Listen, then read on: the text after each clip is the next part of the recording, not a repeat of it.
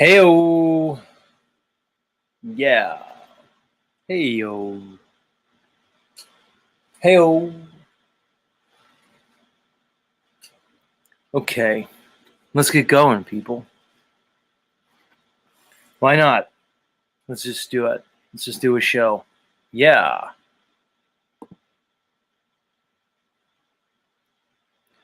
We're here. We're here. We're live.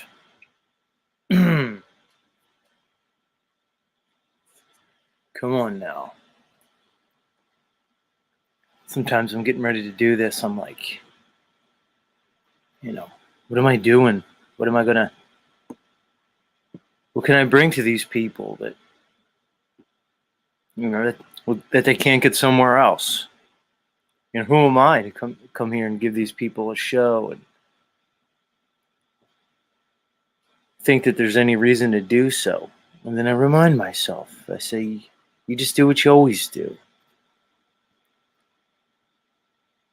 You just present yourself, your perspective. The first video I ever made was about that, and I have to remind myself that I really have nothing to offer other than my perspective, really. I don't have to give you some truth. I don't have anything that you don't have. All I have is an understanding that's mine and that I could work to communicate. That's really all it is.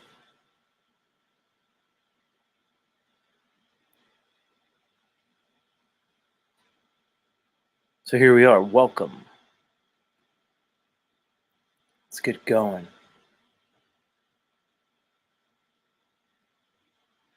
Today's Tuesday.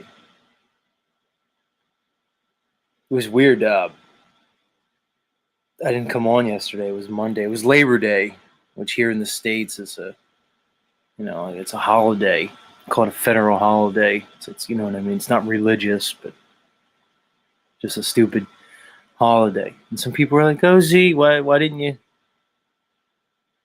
come on? Who takes a vacation from content?" And the reality is, really, one, it's really not your show. It's my show. Two, sometimes it's nice to mix things up a little bit. I have a suspicion that if I came on here every single day for hours and hours, this would be a different show. You and I would have a different relationship. We'd probably get tired of each other. Matter of fact, I know we would. You have to always leave people wanting more. You can't just insinuate yourself on all over people. There's a thing called boundaries, everyone. A lot of us need to work on boundaries. I'll include myself in that category. But at least I'm aware of it. Many aren't even aware of it. You have to have boundaries.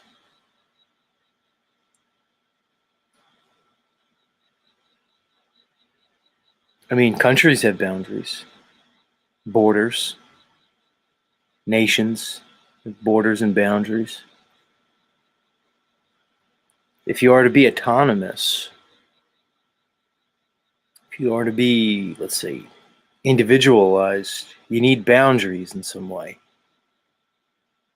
Well,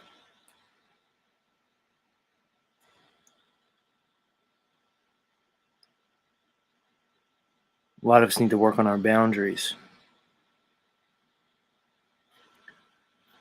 Just saying. Certain people out there maybe hear what I'm saying. Other people will just come here every day. They'll click here on my channel. And then they'll decide that boundaries aren't a real thing. They'll just want to insinuate themselves all over everybody else. But it is what it is. All right, let's get started.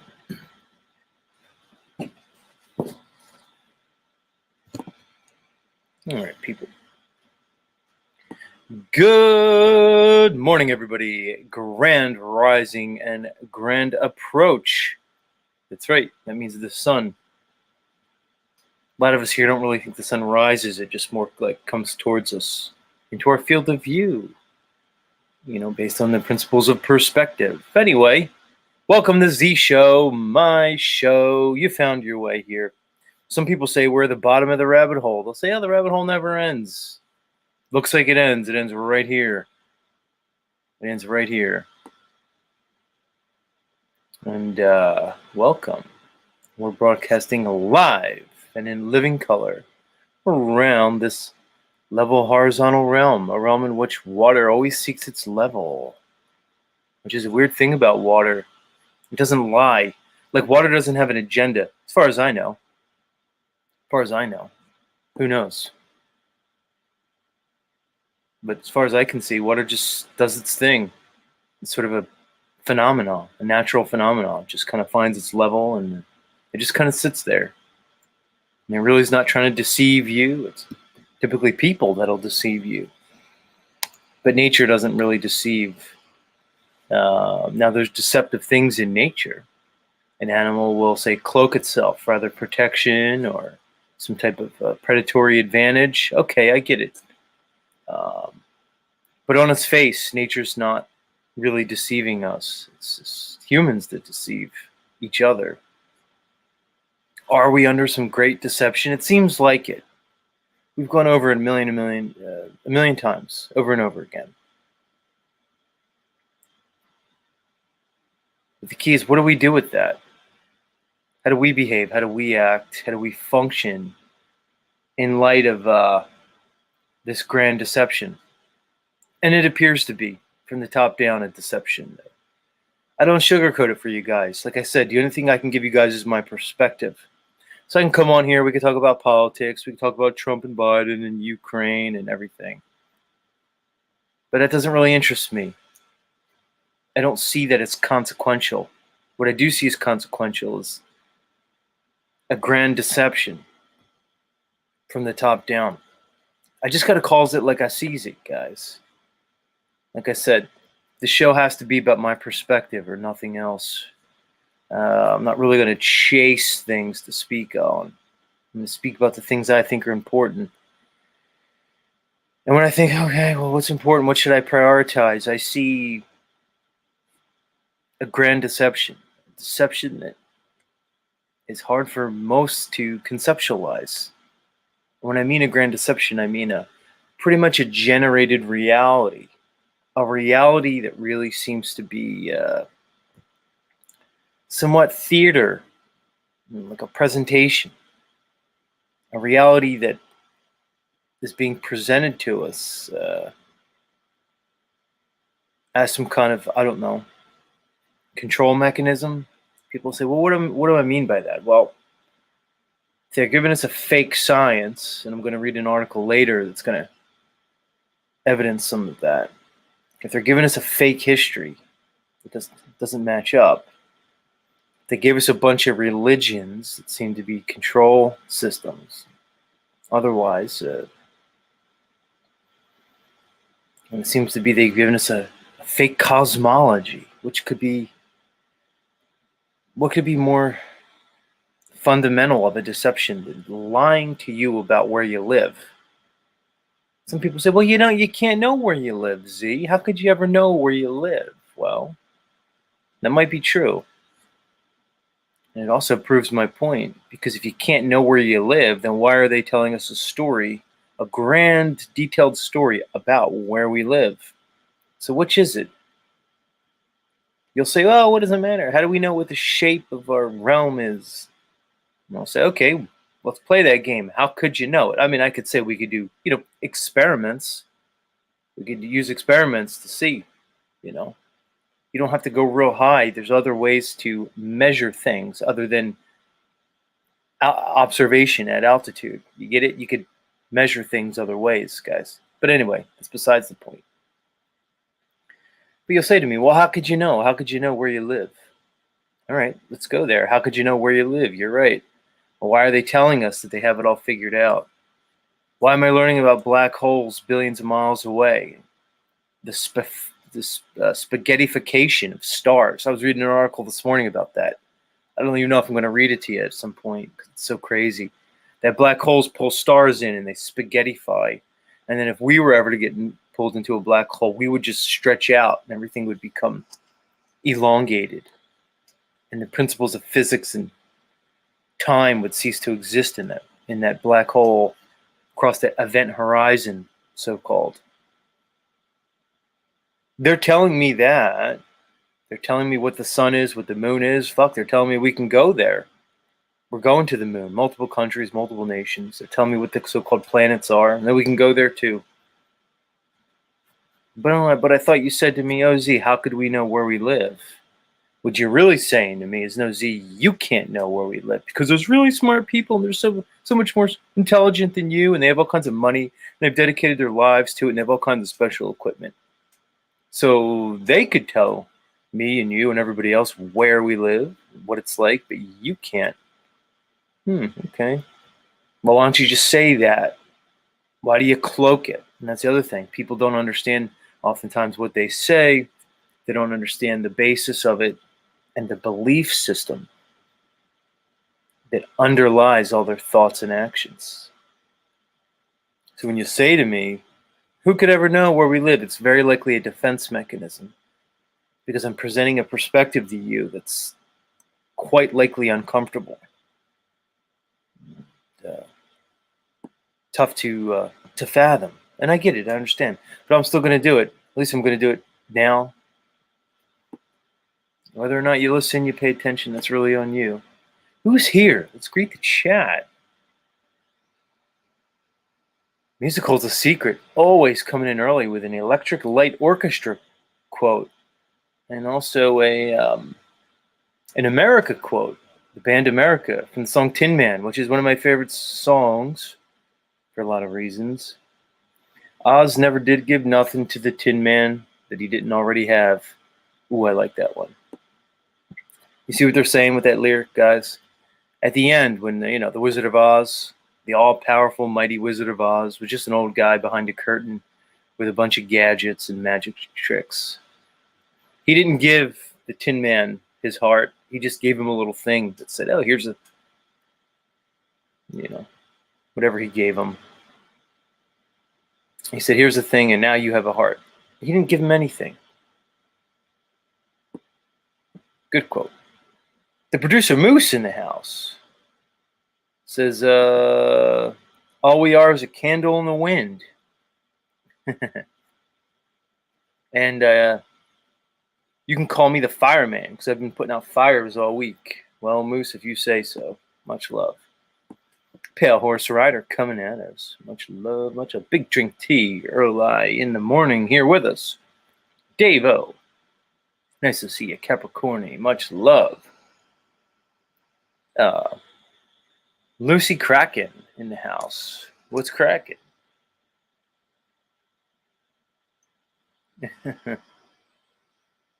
I don't know what Moose is talking about, but he's active. He is. He's typing away here. Moose gets up early to do his thing.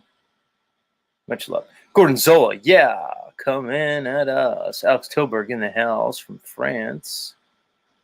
I think I said hi to Pale Horse Rider. Valley Parks coming at us again. It says trolls don't rise and shine like we do. Oh, they'll be here eventually. The thing about Z is I let them stay here. I don't just ban people outright. I let them spiral and stuff, try to alchemize it into content sometimes, but some people are relentless. A lot of the trolls don't like the gay thing. A lot of people don't like that I come on here and say, yeah, they're people too. Why can't we just accept people no matter their sexuality, gender identity? What's the big deal? In light of everything that's going on, why not show a little bit of peace and understanding? And people get on me about it. They think that, I don't know, I should hate gay people and they should be in some ways punished. And they'll come here every morning and tell me that indeed I'm gay because I don't hate and practice bigotry against gay people. It's a weird thing to do, guys. Who else is here? Who else? Glyph in the house. Buongiorno to you. Glyph says that he's back. He missed a couple of weeks because he was in the mountains of Abruzzo in central Italy. I have family from Abruzzo. My maternal side. You guys know I'm Italian. My father's side is Sicilian and other stuff. But my maternal side is from the Abruzzo region. So look at us, Glyph. All kinds of connections. Yeah. Biz Woofer in the house coming at us from the Badlands, ruled by Saturn. Much love, much love. Brian Johnson, welcome. Benton in the house. Hello, Mr. Benton. Good to see you. Hope you are well. Joe Moore, welcome. Nobody built like you. Chris C. Hey, Chris C. Coming at us. Our pool in the house. Nuba, there's Nuba coming out. Hope you're doing well, Nuba. Last we checked in with Nuba, he was moving his farm equipment and his homesteading stuff into storage, I think. But he was using a scooter and a push, like a hand truck. It's all right, Nuba. Hang in there, Nuba. Hang in, Nuba. We'll get through it together. Many of us are in a period of transition, good sir. Whether you live in goofy Australia all the way that way, or you're me, just kind of like a Jersey Guido guy. Our experiences in this realm tend to be very similar. We could relate with each other. We can empathize. And I empathize with you, Nuba. We're going to get through it, guys. This is an adjustment period. They did us dirty the last couple of years. Real dirty. It doesn't look like they're going to stop. So I realize it. Many of you guys realize it. The question is, what do we do with it? Because I'm angry, guys. I have anger still. I wake up sometimes, I'm like, fuck this thing. But I think that's what they want. They want us to give into our anger. They want us to lash out. They want us to play into their little dialectic that they're creating for us. They want us to fight with our neighbors. They want us to rage against the so-called machine. We need to work through this. We need to be better than them, better than their game. If you feel yourself reacting rather than responding, remember, you're likely playing into their game. It's not righteous. People come on here with your righteous anger. Like I said, you want to string up gay people. You want to tell me that they're abominations. Doesn't it seem a little too easy to think like that, guys? Anyway, much love, Nuba. Access Rat Blood, a resident omniist, coming at us. D'Angelo in the house. Jay said, how was your Labor Day? Much love, Jay. Much love. It was good. I just kind of did some stuff. Some gardening stuff, different things. Moose says, I don't think Z was watching this weekend. Moose, I'm not involved. You can come on. We can talk about anything you want, Moose, later on. Of course, you're always welcome. But I'm not involved, Moose. I'm on to other things, dude. A lot of people don't maybe understand where I am with certain things, what my goals are. But some people understand. But I'm not resonating on certain levels. Sarah Queen says, I hate you with a passion. Is that me, Sarah? Do you hate me, Sarah? I'm going to put that on screen for everybody. Well, I love you, Sarah. How's that? You could hate me, but I love you, unless you're talking to somebody else. But I think you spelled passion wrong. But much love there, Sarah. But if you hate me so much, I get it. Like, you hate me so much, you weren't even willing to spell check or make sure you got your words correct. Because it really says, I hate you with passion.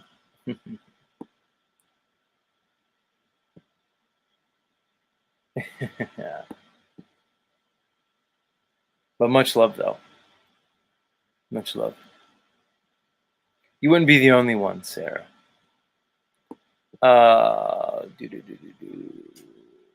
Solvermist in the house coming at us.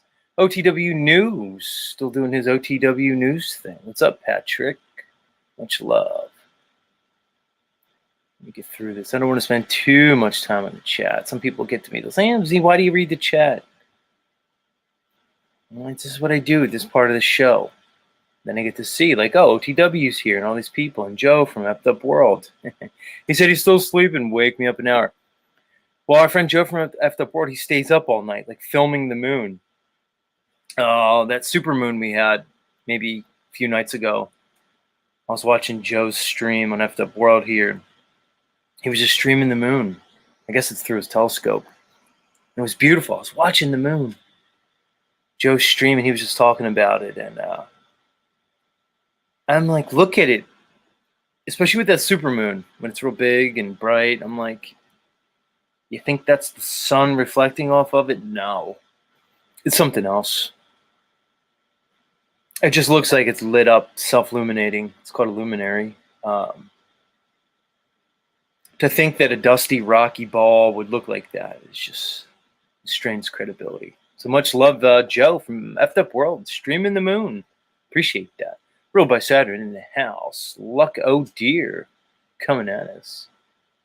All right, all you fine people. Yeah. Somebody, Ruled by Saturn, says he hit me with a potion. Shifty Eyes Shady says effed up world is sleep typing. And there's Joe. Much love, Joe.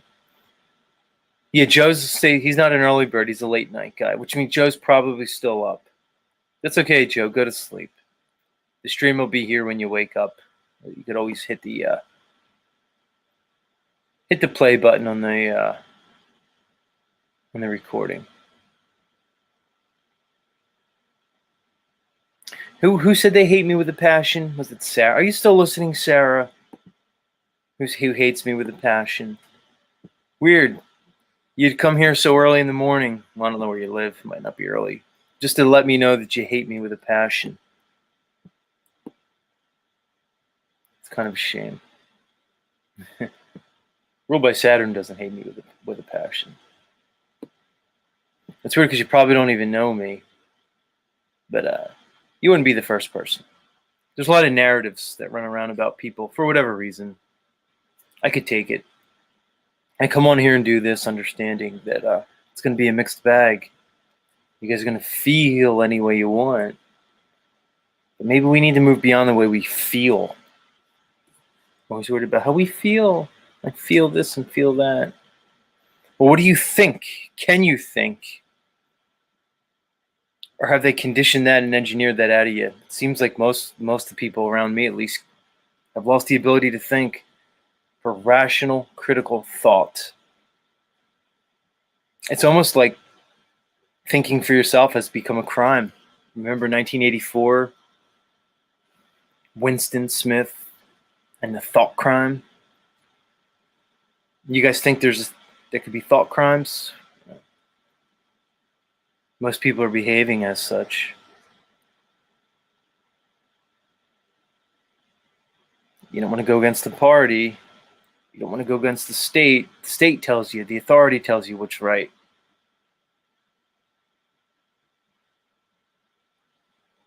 People have their morals dictated to them, or lack thereof. We seem to be living in a situation where right and wrong is based on consensus. Thus you see this quote-unquote civilization that we have today, which is probably anything other than civilized.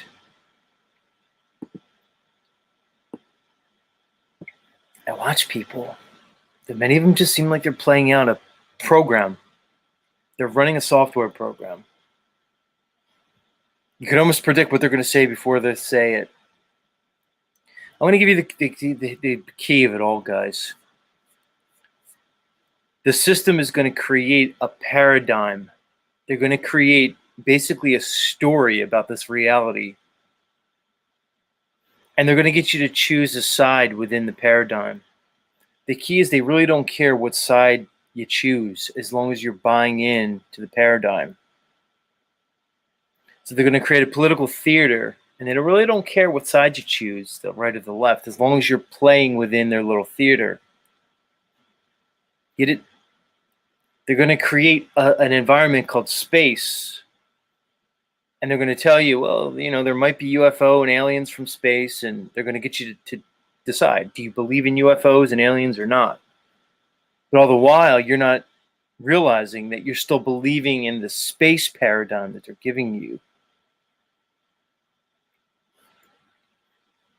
They're going to present a dialectic situation, and they want you to choose. They want you to buy into it.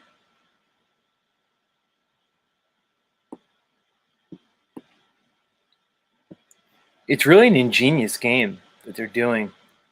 Most people don't question it. They're not questioning their underlying belief system because they are typically unaware that they are beliefs.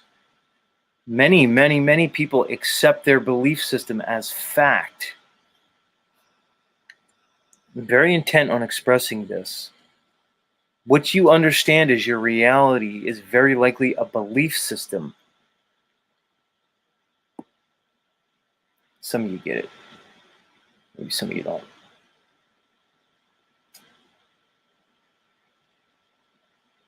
Yeah. What are you saying, Razvan? Ugh. He said, Yes, don't go against the state. Love your LGBT plus community. Don't be bigots. Hug a homo. It's funny, Razvan. It's like you just come in right on cue, like the perfect villain. It's like enter Act 2 when we get introduced to the villain. Like you couldn't have timed that any more perfectly, Razvan. Right on cue with your bigotry and your insanity. Still here, though. It's all right, Razvan. I love you, Razvan. There, he says thanks. You're welcome, Romanian sir. My Christian brother, Razvan, says he's Christian. He says he's Christian. I mean, I don't really see any behaviors that evidence Christ-like behavior. Almost seems demonic. Weird. But I will extend good wishes and good thoughts to you, Mr. Razvan. Much love, dude. He says he loves me too. Isn't that nice?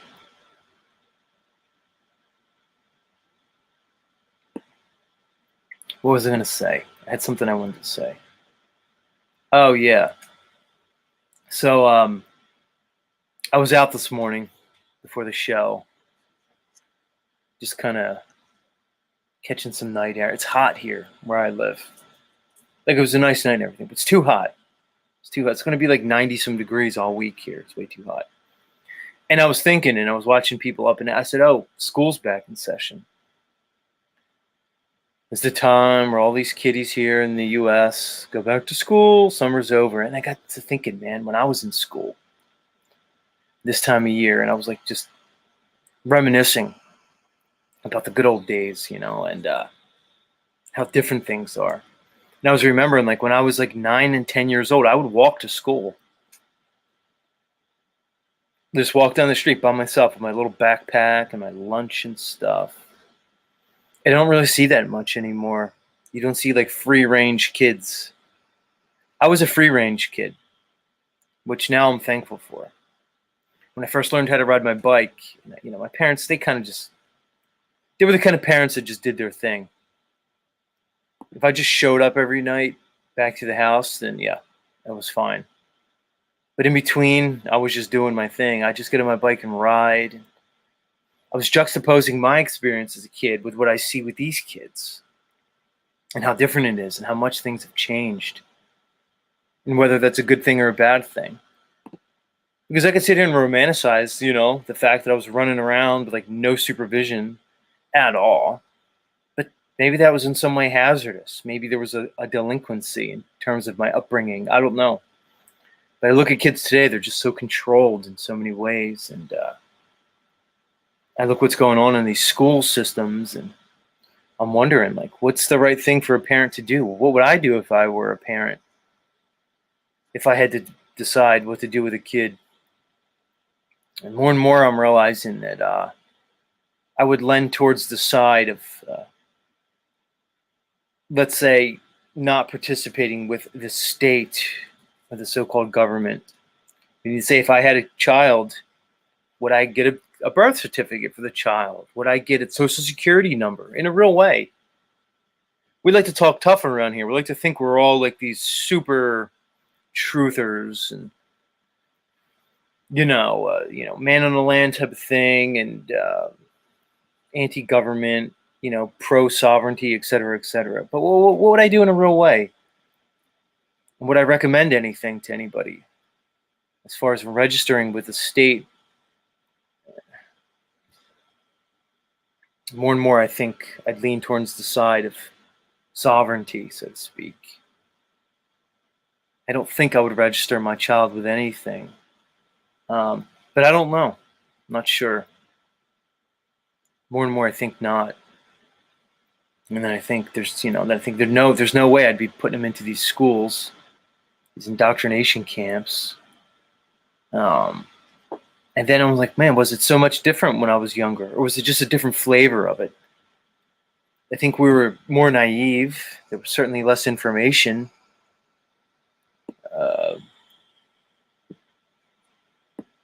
But yeah, so I'm wondering, like, and I'm thinking, like, all these parents, they're putting their kids back in school. I watch them, they sit out in the corner, the stupid school bus comes, the kids get in. It's like watching, like, concentration camp, like, victims. Like, come on, what we're doing to these kids are insane. And, God, during the whole CV thing, we're still in the CV thing, it kind of seems like. But the last 3 years, I was to a point with these schools, man, where I was thinking about, like, protesting. Like, I was gonna go to the fucking local elementary school, stand outside on the public street with, like, a sign. This is where my consciousness was the last couple of years, because I'm like, what am I gonna do? Then I'm like, well, what am I supposed to do for these? I'm not their parents. What am I supposed to do? What I'm doing here now is I'm here speaking. In reality, is this enough? Probably not. Am I under any obligation to save all these people from their own choices? Probably not. I don't think any of you are either. And I could make an argument that if you really want to affect the world around you, you probably should work on yourself. Change yourself. You might be able to alchemize a change in this entire world just by changing yourself in a real way. It makes me wonder, when we try to affect change outside of ourselves, is it not in some way a projection? Is it not us just avoiding the internal change, the internal work that we need, and we just project it out on other people? Might be.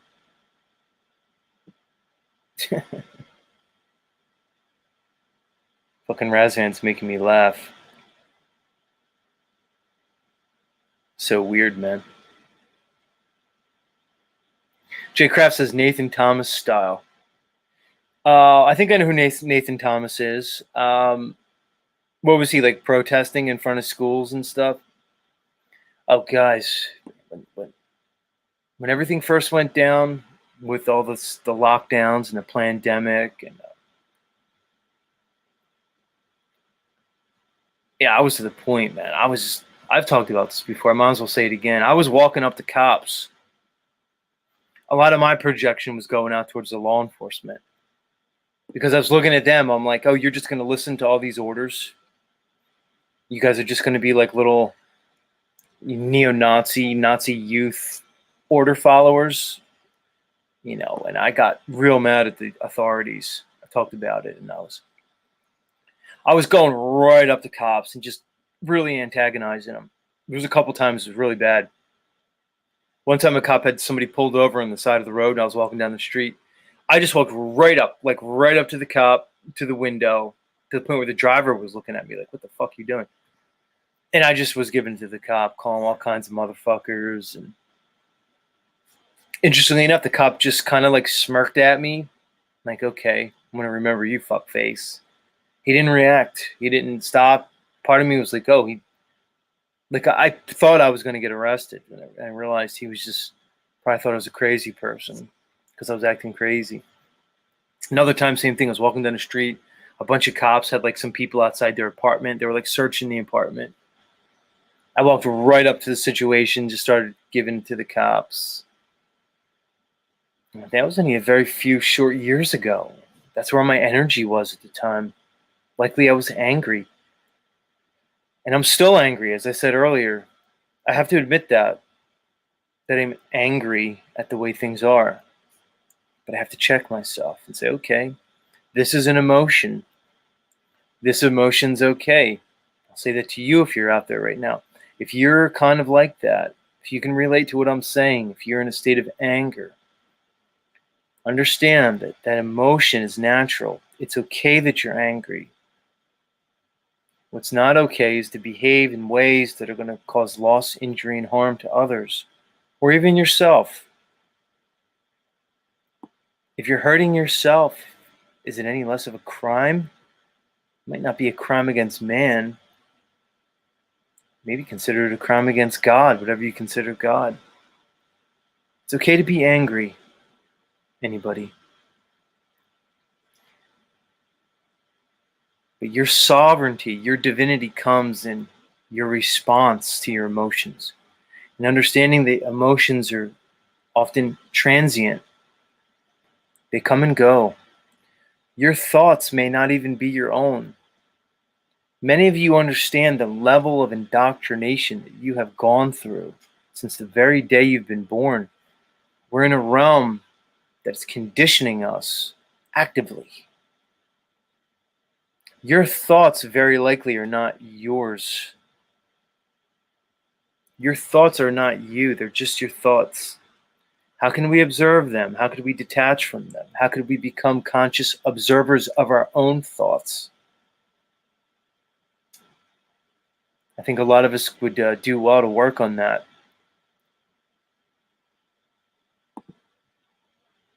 Let's see what you guys are saying. Razvan says, preach it, brother. Preach it.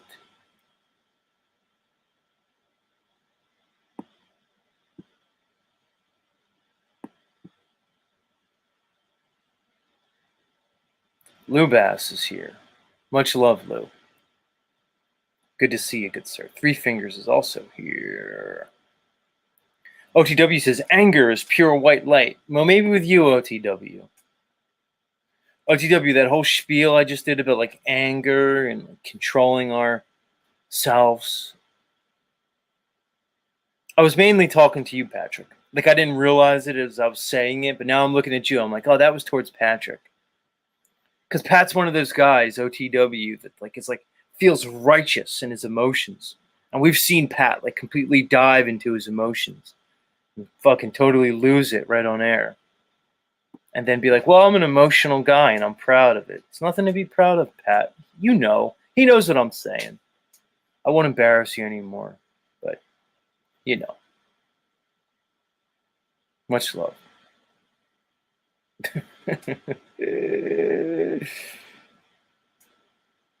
Now I just see Razvan.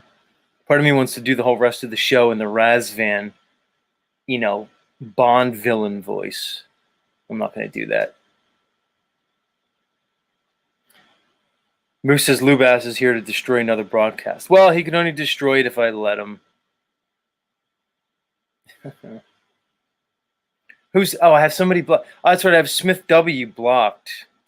I forgot I blocked him. Are you listening to me, Smith? Agent Smith, 6079 Smith. Are you listening? I may unblock you at some point. Typically don't like, mentally deranged people spamming my chat incessantly. So maybe I'll unblock you at some point, Smith. But not today. I think I'm going to leave you on ice. You can always call in if you want. I'm not really interested in engaging with your energy morning after morning. But it helps me. You're one of the few people that are blocked now. Like I said, I'll undo it.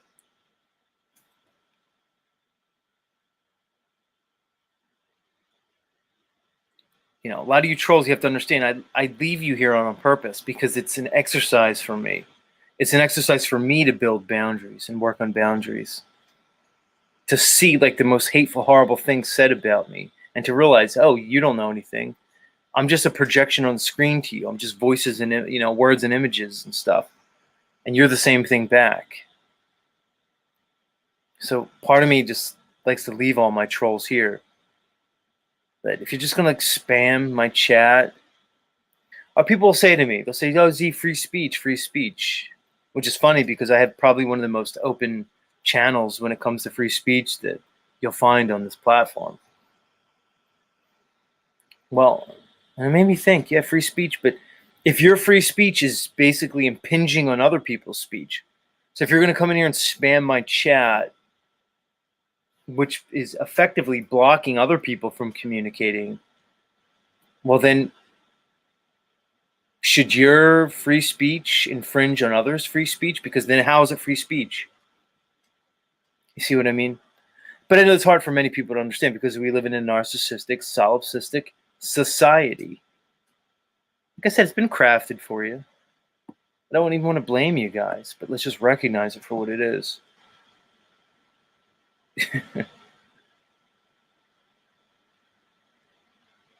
Sovereign said he blocked him weeks ago.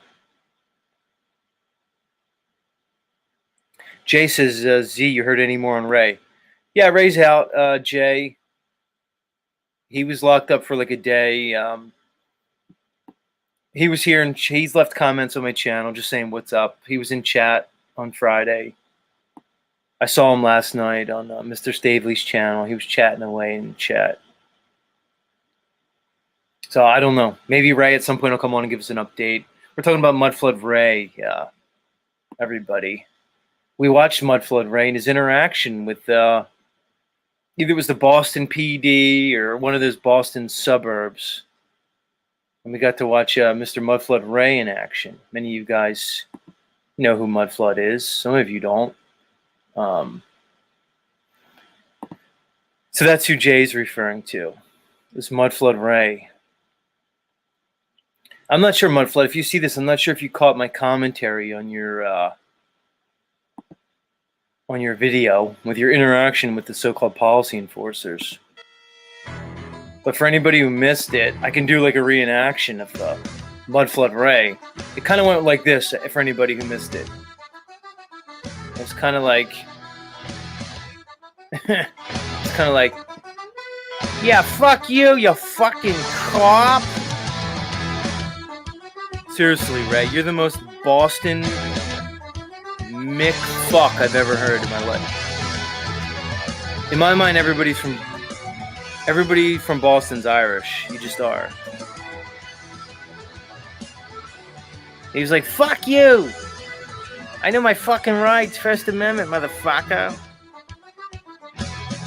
I don't know, I don't want to bang on you, Ray. I know you're sensitive. You're a sensitive guy. I don't want to go in too hard on you. You might want to Ray, remember what I said earlier about the cops and anger and projection of maybe one's insecurities and insufficiencies onto other people? You might want to look into that, Mr. Mudflood Ray. Because I get it. You don't have to love the cops, dude. You might have took it a little too far with them. I live here, motherfucker. Well, I don't live here, but I live here. Oh, right. I love you, dude, but not the best idea to play both sides of it. Like, yeah, I live here, but I don't live here. She's my wife, but she's not my fucking wife. I pay the bills, but I don't. Well, which one is it, right? You can't say both things and just hope that, you know. I was just looking for an excuse to play my Mudflood Ray music. Like, it doesn't work both ways, Ray. You can't be like, yeah, I'm a fucking freedom. I fuck the government. I'm a sovereign fucking being. God, it's so hard to talk in that accent. How do you guys just talk like this normally? Doesn't it bother me? I'm a fucking sovereign, motherfucker. I'm a sovereign entity. Ray, aren't you getting, like, government, like, benefits and stuff? Like, aren't you on, like, you know, entitlement programs and stuff? And... yeah, so what? I don't give a fuck. Well, which is it, Ray? Do you support the government? I mean, it seems like you're okay with all the, you know, the benefits and privileges, but you kind of want to assert your God-given rights and freedoms simultaneously. That might be a bit of a, you know, a bit of a paradox there. Yeah, fuck you, Zetetic Warrior. You're a fucking pig cop anyway. You're a goddamn agent, fuckface. You're here to infiltrate the Truther community. Voynich told me. And you're a fucking Jew. Mudflood, I thought I told you I'm Italian. Nah, you're a fucking Jew. Voynich told me. He's the arbiter of fucking truth. Alright, Ray. Much love. Maybe work on getting your family out of that slumlord house that you were talking about, that you were showing us. Maybe don't worry so much about Zetetic Warrior, whether or not he's a fucking agent. Motherfucker. He's a fucking OTW Jew non-Jew. He's a fucking Jew non-Jew. You fucking Jewy Jew bag. I'm like, Ray, I'm Italian, dude. Nah, you're fucking Jewish. I heard it. I heard it from your 5 biggest trolls. Okay. Whatever.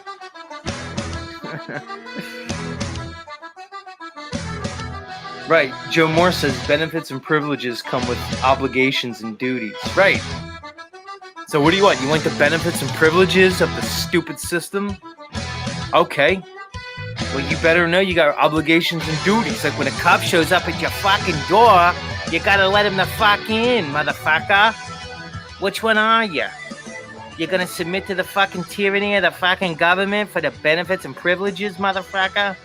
Come on, Ray. Get with it. I'm losing my accent. I'm losing it. You can't have it both ways. You can't be a ward of the state and then expect to have your rights and freedoms honored and respected. It doesn't work like that. If you're going to be part of the corporation, if you're going to opt into the corporate system, you're going to need to follow corporate policies, which include codes.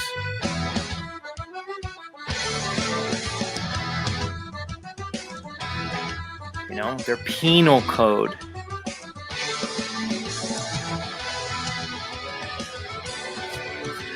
It doesn't work both ways, guys.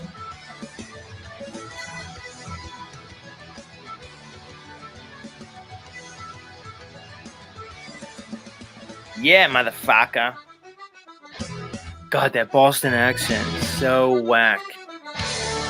I just do everybody from Boston with the same accent. I just think of Matt Damon from Good Will Hunting, and I just do his Southie accent. You know? Typically works. You just go, do you like apples? You know?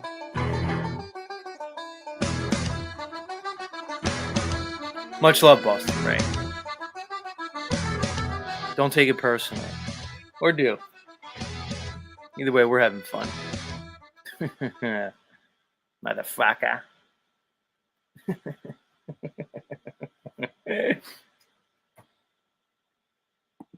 Yeah. But again, guys, it's about what's your paradigm. Yeah, wicked smart, Jay. Exactly. You just got to think of Good Will Hunting, the movie, and just do that. It covers every Boston accent. Yeah, fucking wicked smart. But yeah. Benefits and privileges. Obligations. Responsibilities.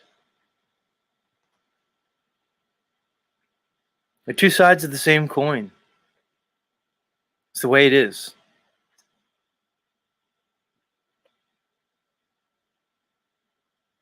If you're living under mommy and daddy's roof and mommy and daddy are feeding you, then when mommy and daddy say be home by midnight, you best be home at midnight. You see how it works? When you got a mommy and daddy, you got to listen to mommy and daddy.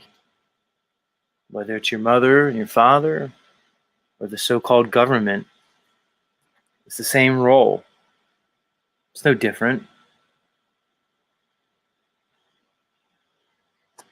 If you want to assert your rights, you want to assert your God-given freedom, you need to embody that. You can't have it both ways. It doesn't work energetically or otherwise.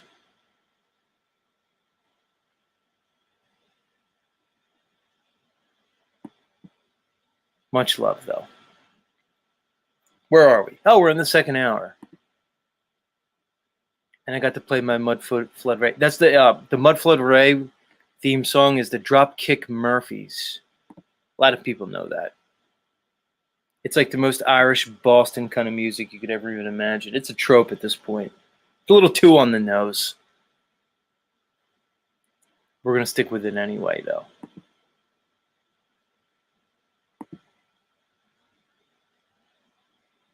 All right, let me play something for you as we take a brief interlude.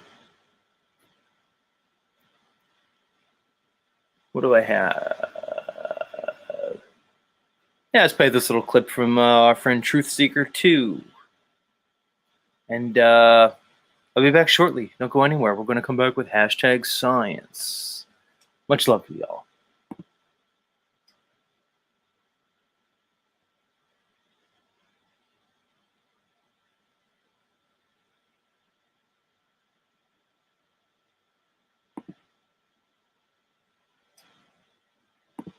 Edge. Well, thank God they weren't around back in 1492. Imagine the hard time they've given Christopher Columbus.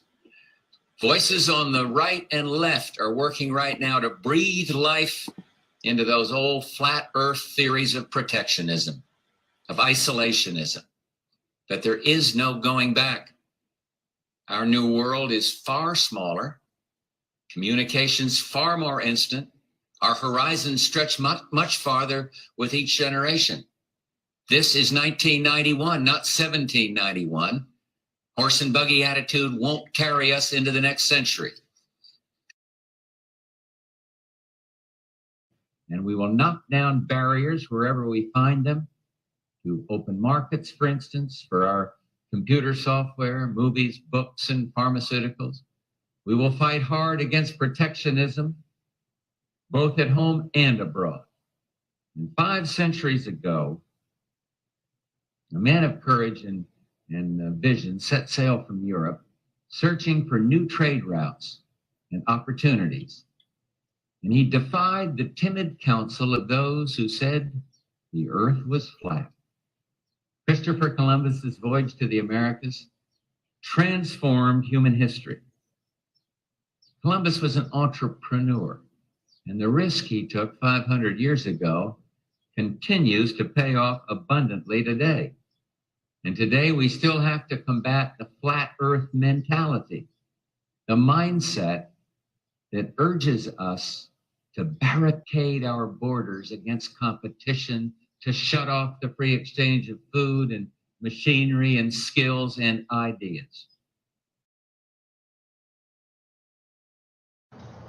I want to be clear. I am willing to work with anybody. Republicans, Democrats, Independents, Libertarians, Greens, anybody to combat this threat on behalf of our kids. I'm open to all sorts of new ideas, maybe better ideas, to make sure that we deal with climate change in a way that promotes jobs and growth. Nobody has a monopoly on what is a very hard problem, but I don't have much patience for anyone who denies that this challenge is real. We don't have time for a meeting of the Flat Earth Society.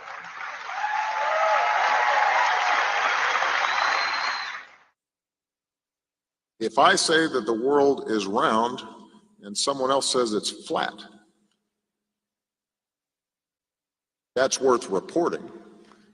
But you might also want to report on a bunch of scientific evidence that seems to support the notion that the world is round. We're trying to move towards the future. They want to be stuck in the past. We've heard this kind of thinking before. Let me tell you something. If some of these folks were around when Columbus set sail,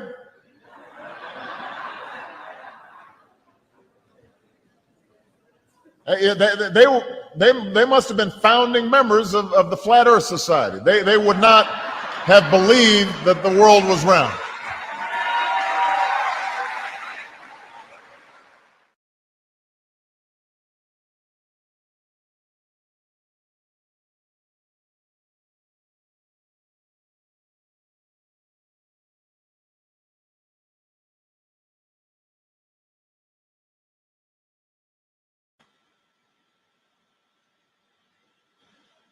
Yeah, Christy Lee dolls.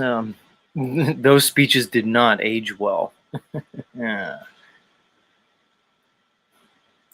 It's so funny to me how basically the flat earth thing has been used as the #1 trope to refer to kind of like ignorance and archaic thinking. That we used to think the Earth was flat until hashtag science. And oh boy, that irony is just really as thick as it gets. It's so strange. It still blows my mind. It really does. Sterling Ray says, who spent $65K on a hot dog party? I remember those stories. Back in 2015, 2016. About the hot dog parties and all that stuff. What a strange world, guys, that we're in. It's strange. For the ones of us who know, the ones who have the courage to investigate these topics, the ones who have the intellectual, spiritual courage to open ourselves up to these things, it's so strange. That's why a lot of what I talk about and a lot of what I do is, dealing with the impact of that, where my content is less about coming on here and, doing information for everybody and more about creating an environment where we can discuss these things, we can experience these things. I like to get onto the meta-analysis of these topics. That's why I'm so interested in the quote-unquote community. That's why I like the open panel stuff that some of us do. Yeah, I like that aspect of it. To me, that's much more interesting than all the particular details. I always like that, like I said, the meta aspect of things. All right, let's get into the segment. Dr. Evals just says, I beat foot fungus. Okay, good job, Dr. Evals. Way to go. Talk about a non sequitur. You beat foot fungus. Good job. Proud of you. Where's my music? So I have a good one today for the hashtag science segment. But I need my music because it's not the same without my goofy music. I also need a faster computer if I'm going to do this. Because everything's just a little behind, takes a little bit longer to load. But who am I? Not going to complain. Well, I might complain.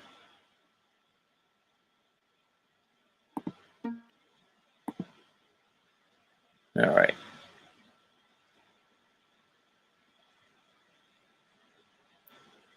Where is it? Come on. This article is entitled, Doubly Magic Form of Oxygen May Challenge a Fundamental Law of Physics. And you guys know when I see a title like that, where something is challenging a fundamental law of physics, well, how could I not read it? Because isn't that kind of what I do here each and every morning? To challenge these fundamental so-called laws of physics. By the way, is it a law of physics or just a theory? See, so now we're going to call, because this article is going to be about nuclear forces,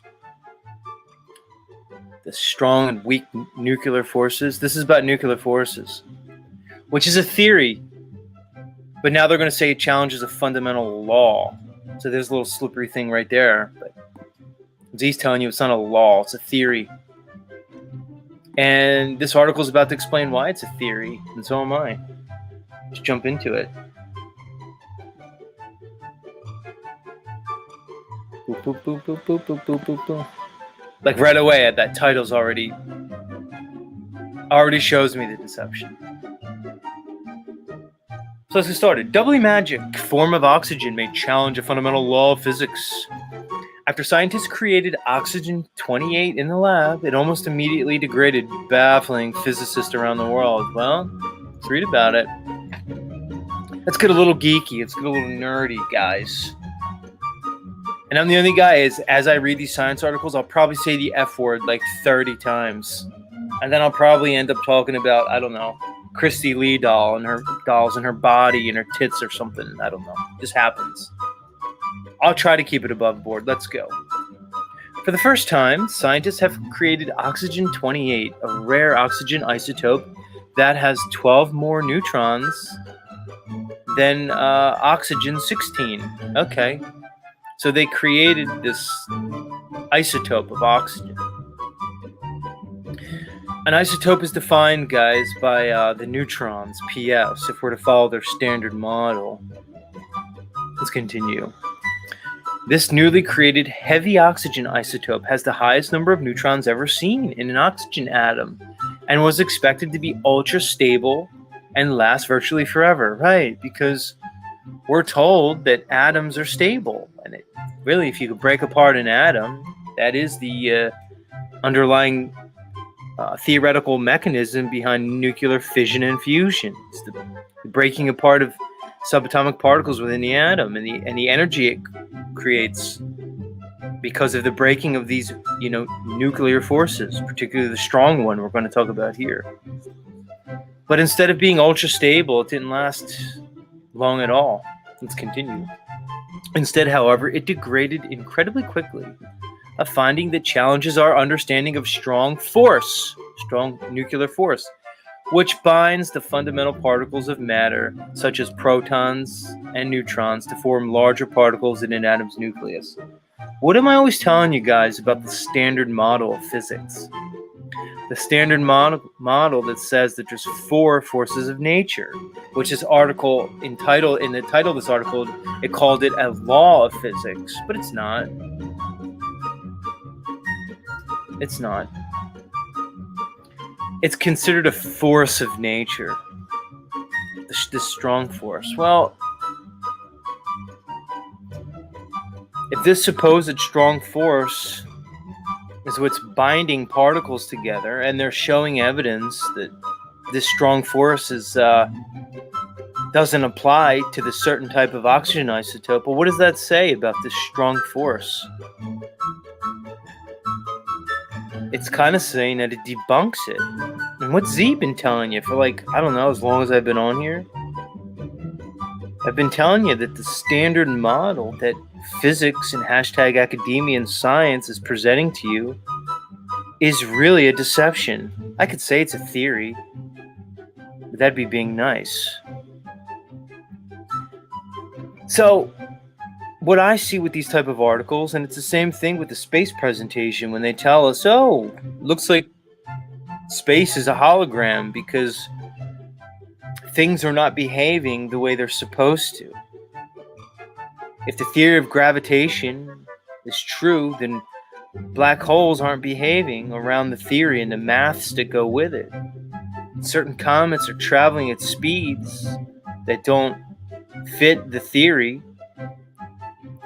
They're noting these findings, they're presenting them, but what they're not doing is admitting that it debunks the whole model, this quote-unquote standard model of particle physics that implies 4 forces: strong nuclear force, weak nuclear force, gravitation, and electromagnetism.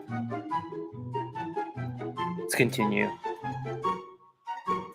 I don't know if you guys don't understand what I'm saying here, the importance of it. Maybe some of you do.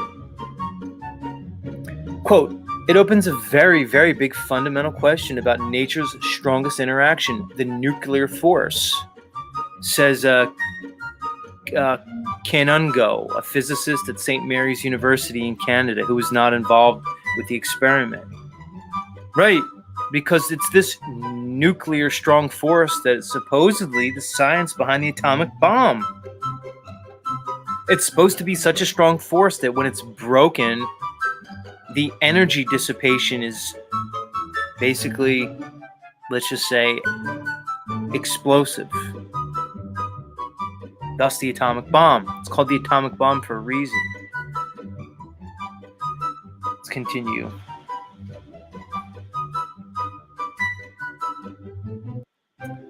To create oxygen-28, a team led by researchers at the Tokyo Institute of Technology blasted a beam of fluorine-29, an isotope that has 9 protons, at a liquid hydrogen target at their Riken RI beam factory in Wako, Japan.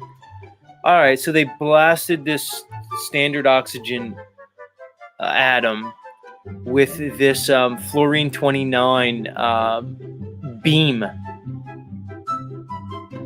to create this oxygen isotope, apparently. Upon impact, both the hydrogen and the fluorine-29 lost a proton, which created an entirely new molecule, oxygen-28, according to the study. All right, so you're creating new molecules. What you're doing basically is you're just adding these neutrons. And when the when the proportion of neutrons and the protons is changed, you're changing the isotope. Let's continue. Under the Standard Model, the leading theory of particle physics, particles should be stable if the shells in the atom's nucleus are filled with certain numbers of protons and neutrons that are known as magic numbers. Oxygen-28 contains 20 neutrons and 8 protons, both of which are magic numbers, suggesting that the molecule should have been supremely stable or doubly magic. But that was not the case. During the experiment, oxygen-28 molecule decayed within a zeptosecond, or a trillionth of a billionth of a second.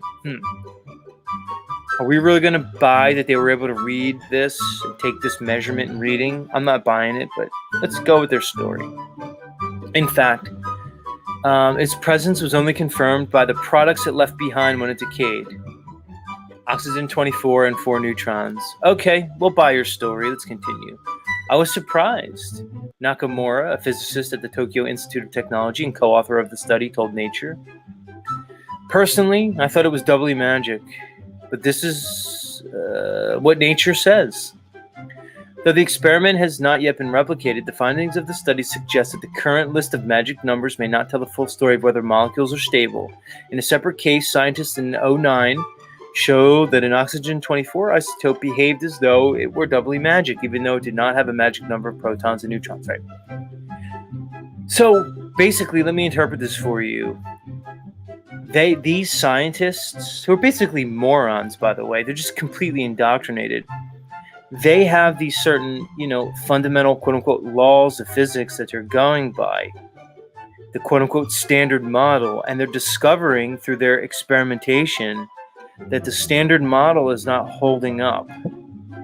So again, instead of realizing that this is debunking the standard model and starting over again, no, they're just going to beg the question that the standard model is the de facto reality, and they're going to continue down this fallacious path.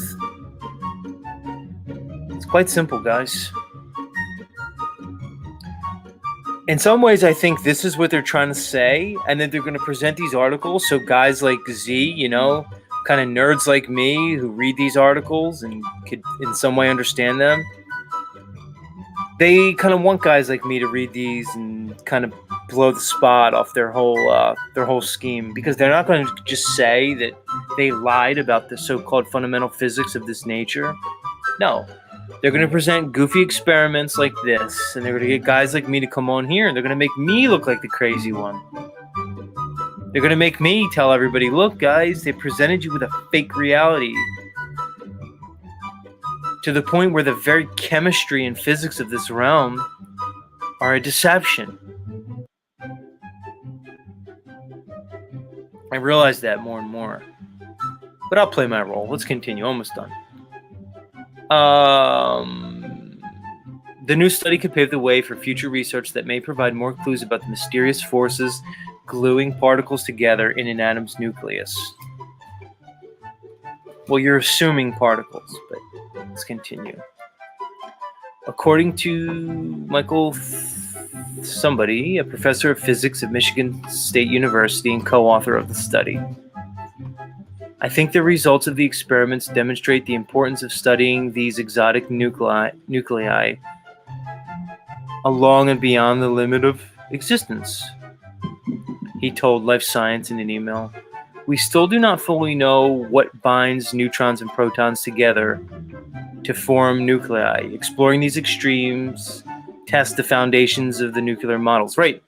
it does test the foundations of nuclear models. And if this guy is going to admit that we still do not fully know what binds neutrons and protons together to form a nuclei, okay, if you don't know that, then why did you tell us there's a thing called a strong nuclear force that does so? Why did you tell us that breaking this force is the fundamental mechanisms behind the atomic bomb? It begs the question, does the atomic bomb truly exist, or was that a deception? Many of us understand that story as a deception. Why are you now admitting here in 2023 that, quote, we still do not fully know what binds neutrons and protons together to form a nuclei? Why are you saying that now? Because hashtag science and academia says that they do know what it is, and they've been telling me for over 100 years. Since Einstein's theory of general relativity, which I believe was like 1915.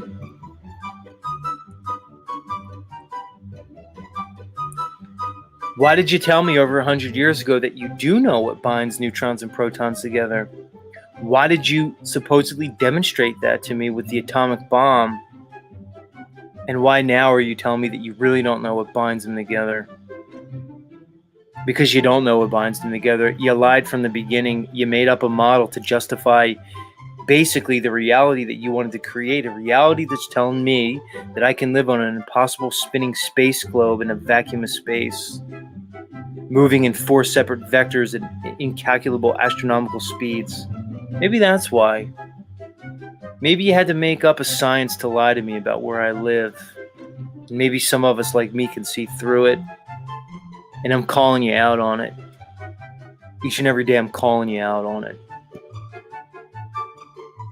The emperor truly has no clothes. Now the question is, are you going to be the innocent child who used his basically God-given sovereignty of critical thought to point out to everybody the emperor has no clothes? Are you going to be one of the inculcated, indoctrinated masses of sheep that are going to just laugh at the little boy because everybody else is basically agreeing with consensus that, no, the emperor has the finest clothes you've ever seen, and he's not just a naked old fuck moron being paraded through the streets? Because, guys, the emperor has no clothes. I can see it. And if you see it and still want to go along with the story that they're giving you, then you've gone from ignorant to willfully ignorant, which means you basically sold your soul to this realm. Sorry, you could do it. I'm not.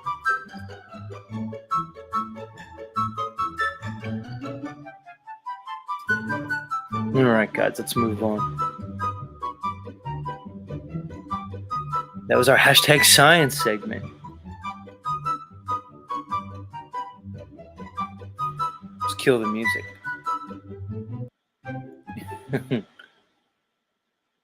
Oops, hit the wrong button. Well, that killed the music. I wiped everything out in my background. See, that was a good one, guys, because I've read countless articles at this point about, that pretty much debunk gravitation, which is one of those so-called forces under their standard model. So it's kind of nice to read you an article that debunks one of the other so-called forces, the strong nuclear force. They're going to have to admit it, guys, because as this advanced technology becomes more accessible to your average, like university scientist, like the scientists that were quoted in the article I've just read. As the average person, low level, uninitiated person gets to do experiments, and their findings contradict these so-called, like they said, laws of physics, they're going to have to present more articles like this.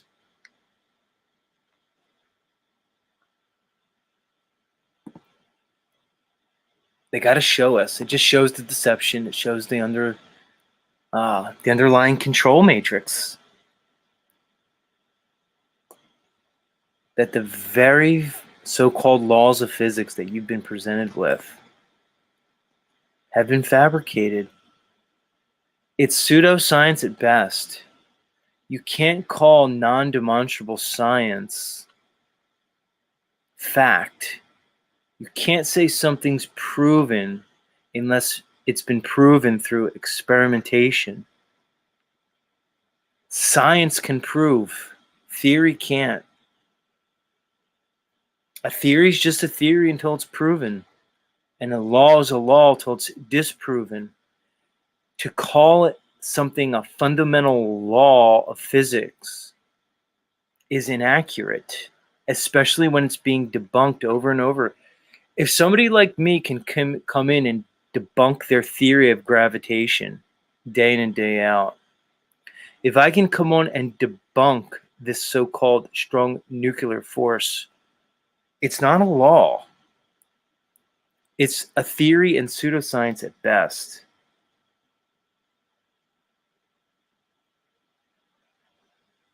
And that's that. Let me see what you guys are saying in the chat. Who's still here? Who's with me?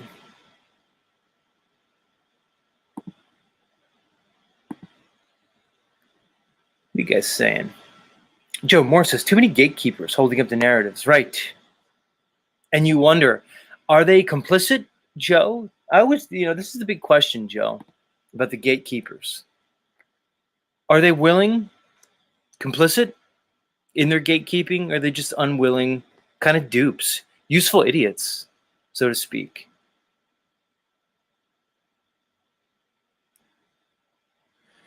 Major Facepalm says, the Synthetic Warrior broadcasting tip. No one is going to be able to pay attention to the science segment if you mention Christy Lee dolls beforehand like you do. Right. I agree with that, Major Facepalm, because it distracts me too. It distracts me too. That makes two of us.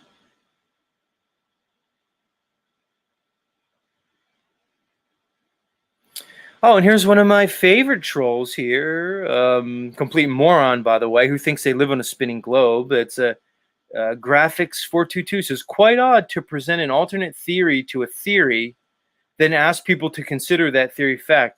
So what's my alternate theory to a theory, Graphics, who never comes up on panel and talks about all your nonsense? But welcome anyway. It's good to see your dumb ass. He said, wait, stop. Did you do an experiment yourself to verify these findings you're speaking of? Oh, you're asking me if I have, like laser technology that I can crash and basically alter the isotope of these particular atoms? No, I don't. Thanks for asking, though. I'm pointing out that even so-called science can't get their story straight, dummy. But you think you live on a globe, so I'm not really too interested in, reading every single one of your dumb comments here. I'd rather you come up on panel and talk to me, which reminds me, it's time to put the invite in. Because this is the part where Z invites anybody to come up and lend their voice. But some people just like hiding in the chat, saying, non sequitur fragments of incoherent thoughts that they have. Just saying. What does this person say? Shri Shri Hari Hari says, majority of humans have sadly not achieved their human being status. So sad. Fair enough on that one. Then they said, call out the grifters. Nice.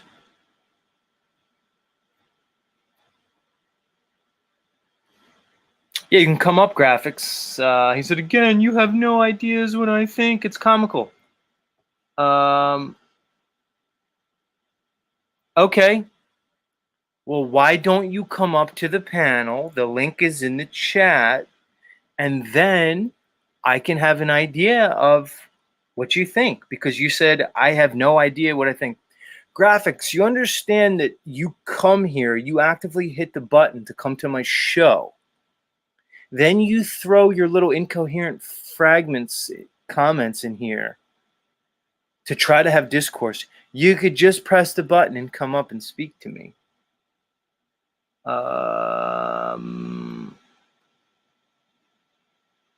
on, I gotta respond to this text message. But much love, Graphics. I just rather you come up and talk to me. I'm really not interested in like having a debate in the chat as I'm doing a show, because you still think you live on a globe. I know, because you told me. So you're just going to discredit everything I say. You're just going to try to basically throw roadblocks in front of me, which I don't really need to pay attention to. But again, I invite you up here, Graphics. That's why it's an open panel. But much love, though. Who else is here? Oh, I see you in the back. I'm about to let you up, guest. 5 Speeds here. Much love to you, 5 Speeds. Flat Earth Eric's here. I know it's nuclear, Flat Earth Eric. I try to slow down and say nuclear. It always comes out nuclear. I have a fucking weird accent. Get up here, Flat Earth Eric. We missed you last couple days. You're like a Flat Earth legend at this point in my mind, Flat Earth Eric. And your character. But I know you don't like when I don't talk about you. So if you come up, we'll talk about you. Then I'll let you go. You like all attention on you. That's like most Flat Earthers. You're like too busy for everybody. I get it. I'm the same way. I want to do so many things, guys. I want to write books. I want to go out and talk to people. I got stuff going on in my life, guys. Guys, you know, I have to like have a living. I have to support myself too. I don't just come on here and talk to you guys all day. You know? People, oh, Z, what do you do? What do you do? Well, I'm not going to come on here and tell you how I support myself. I learned that from being on here. 1, because you guys are going to critique every little thing. And 2, I don't need to let all these 3-letter agencies know what I'm up to. I don't really need to do that. Just know Z does things. I do all kinds of things.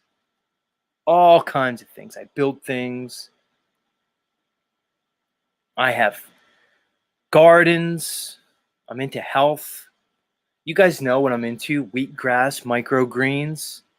I'm doing next level shit that I don't even talk about. Eventually, I may talk about it to you guys. I have parts of my life that you guys don't even fucking know about. Let me bring up Moose. You know what's funny, Moose? I see you back there. But are you smoking a cig? I didn't know you smoked cigs. Or is that a bit? Oh, it's a J. Oh, yeah, that's a spliff if I ever saw one, homie. All right, Moose, I don't have theme music for you, dude. Let me let you up. Why don't I have theme music for you, Moose? I need to get something. You're up here too often not to have music. What's up, homie? What's going on, brother? It's a beautiful day out here. Is my sound okay? Yeah, you're 5x5. You're sounding good. You still up in Maine? Bro? Yeah, man. We're not going to be moving from Maine. We decided that this is where we want to raise our daughter, and you know, the growing season is very slim, but the schools up here, I know people will talk about slave school and stuff, but there's schools up here that are like private schools kind of, and they take the children out into nature, and they take them on field trips, and they like I've been studying because I'm trying to figure out whether I'm doing the homeschool bit or putting them in school, you know. So it's a tough one for me right now, but we want to stay here. We want to stay Cool, here. man. We love the people. I go into the grocery store, man, and I see the same lady bagging my groceries up. You know, I get the small town feel for me. The connection between human and human. That is more important to me than making a little bit more money in the city. Good for you, man. It's about priorities. You know, often, Moose, and more I'm thinking in my life about, and this happens, I guess, as you mature and get older, about what matters in life. What does one prioritize? Because the system is going to tell you that the only thing that really matters is money and having the bigger car than the next guy, the better home, keeping up with the Joneses. But that's just a construct, you know, that's just a mind control matrix they have us in. What is Well, truly important? It looks like you and your family are defining what's important for you, man, and kudos to that, dude. thank you. And I mean, the bigger you go, the more material possessions you have. Like we have a 3-bedroom in this one right here, and it's just more rooms to clean. It's more shit to fill. Great, we got an airplane coming. Can't get away from them. Soon I'll be away from the airplanes and I'll be in my studio. Um, but yeah, so the more shit you have, the more shit controls you, the more shit owns you. I'm trying to simplify my life. I'm trying to get rid of all the extra electronics that I got. I'm trying to, just have my streaming set up and then have my computer for editing. And I'm trying to just basically simplify my life so that way my shit doesn't own me. Um, Right on. So talk to me, Moose. You were alluding to some stuff in the chat earlier about like this weekend and what was going on. Is it just metaversal nonsense, or I did see that you were well, streaming yesterday? Is this something you want to get into? Yeah, I just want to be clear because a lot of people gave you a lot of shit for standing on your own ground, and you know, you and Paul had your own thing, right? But a lot of people don't know that I didn't do anything wrong this time, right? I went over and I hung out with Jack Talcott. That was the big thing, right? I go over, I hang out with Jack Talcott. I go and I cupcake and I pogo with him, right? And because I realized that breaking everybody down is not the way to create community. Jack Talcott has something to offer people. You may not want the spirituality aspect or whatever you don't want from him, but just like you have something to offer. You talk about the flat Earth. You have more knowledge on the flat Earth and how they're fucking us through NASA and stuff like that. You have the knowledge, right? And so like I have no personal beef with anybody, right? So I can hang out anywhere. I can walk into your bar and I could sit at your bar stool, right? And I can have a drink over there, have a Coca-Cola because I don't drink anymore. And then I could walk over to Polly's, right? And I could have a drink over at his bar. And it doesn't bother me, right? It doesn't bother me. But for some reason, Paul decided to go ham on me, right? He decided to go ham on me. And this is Oh the my only God. this is the only thing So I hold on, really Moose. want to Hold on, point hold out. on, hold on. Though, but like, here's the thing about Paul. Whether or not he goes ham on you, right? What does it fucking okay, so I get it. Like, it's kind of goofy that he does that. And Moose, you know what's funny? Like, a lot of the times I thought Paul would be doing a bit non-bit.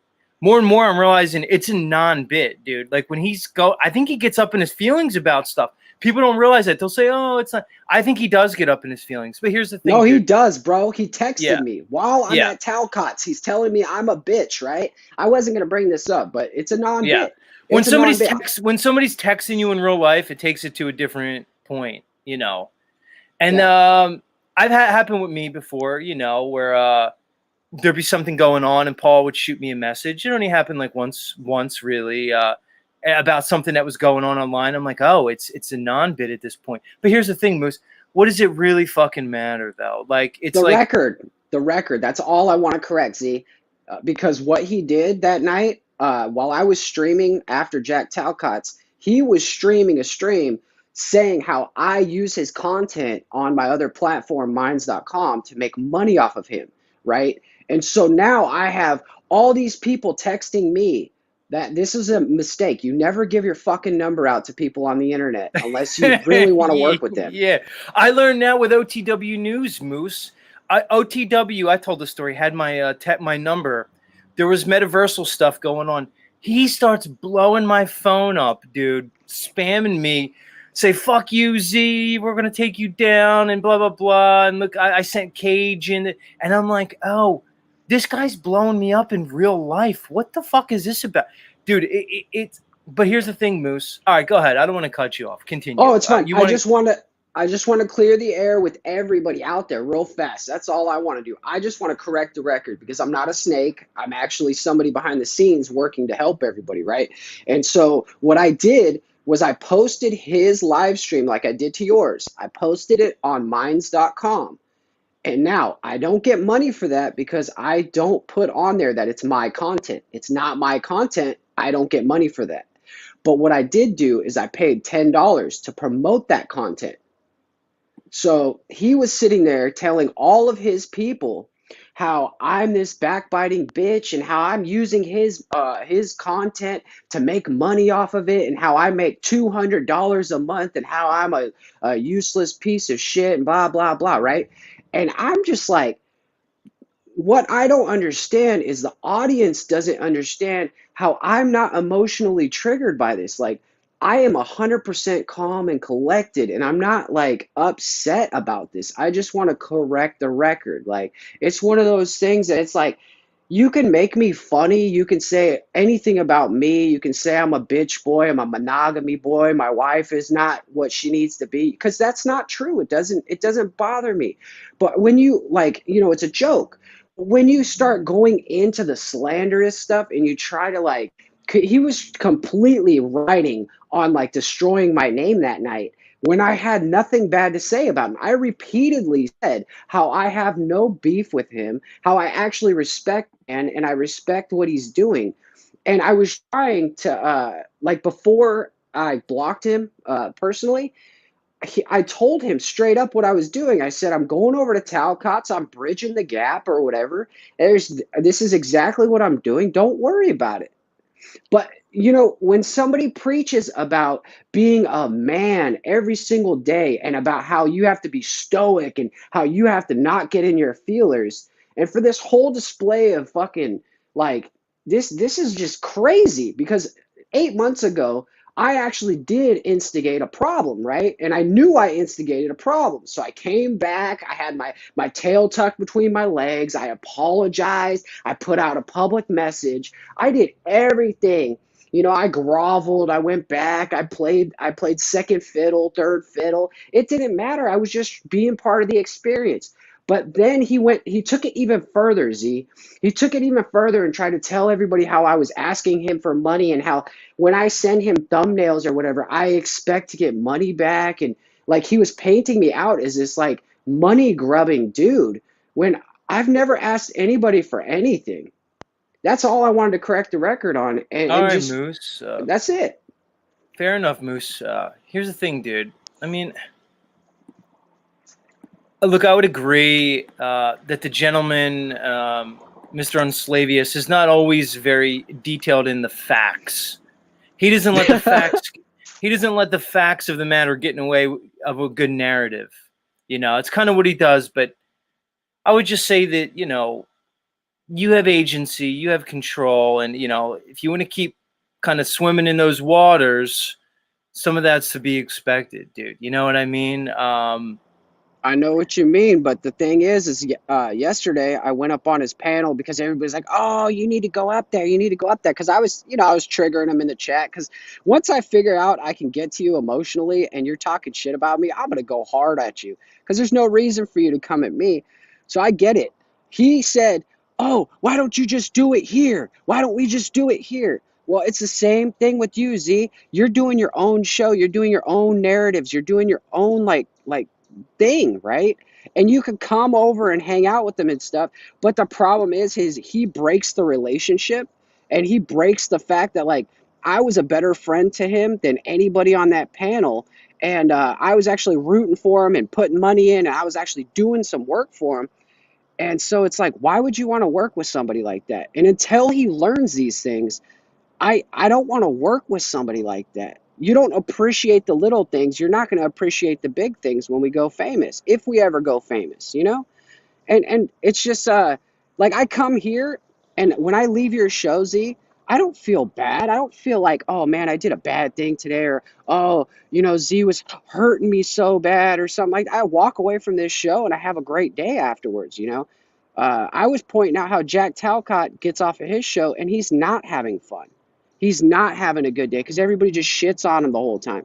So to me, I just want to work with people. I want to help people grow. A rising tide, it raises all ships, right? And so I want to be that rising tide that I don't want to bring us all together anymore. That's not my goal anymore. But All right, people that want to Moose. work with me, I want to work with you guys.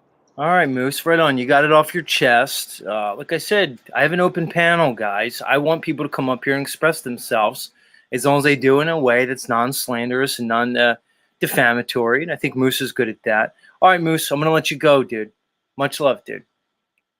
It's Moose, everybody. Giving us his latest metaversal stuff with Mr. Unslavius, Look, Paul's going to be Paul, guys. He's going to do what he's going to do. We can't control people. Question is, are you going to do what you're going to do? Is one going to build their own space? You can't control people, how people are going to act. Why would you want to? But I've said it about Paul, I'll say it again. He's not really interested in the facts of the matter. He's interested in creating a narrative. I do see Paul existing in some state of paranoia with many things, only because I know the things he said about me that aren't true over and over and over again. But he could do his thing. It's his world.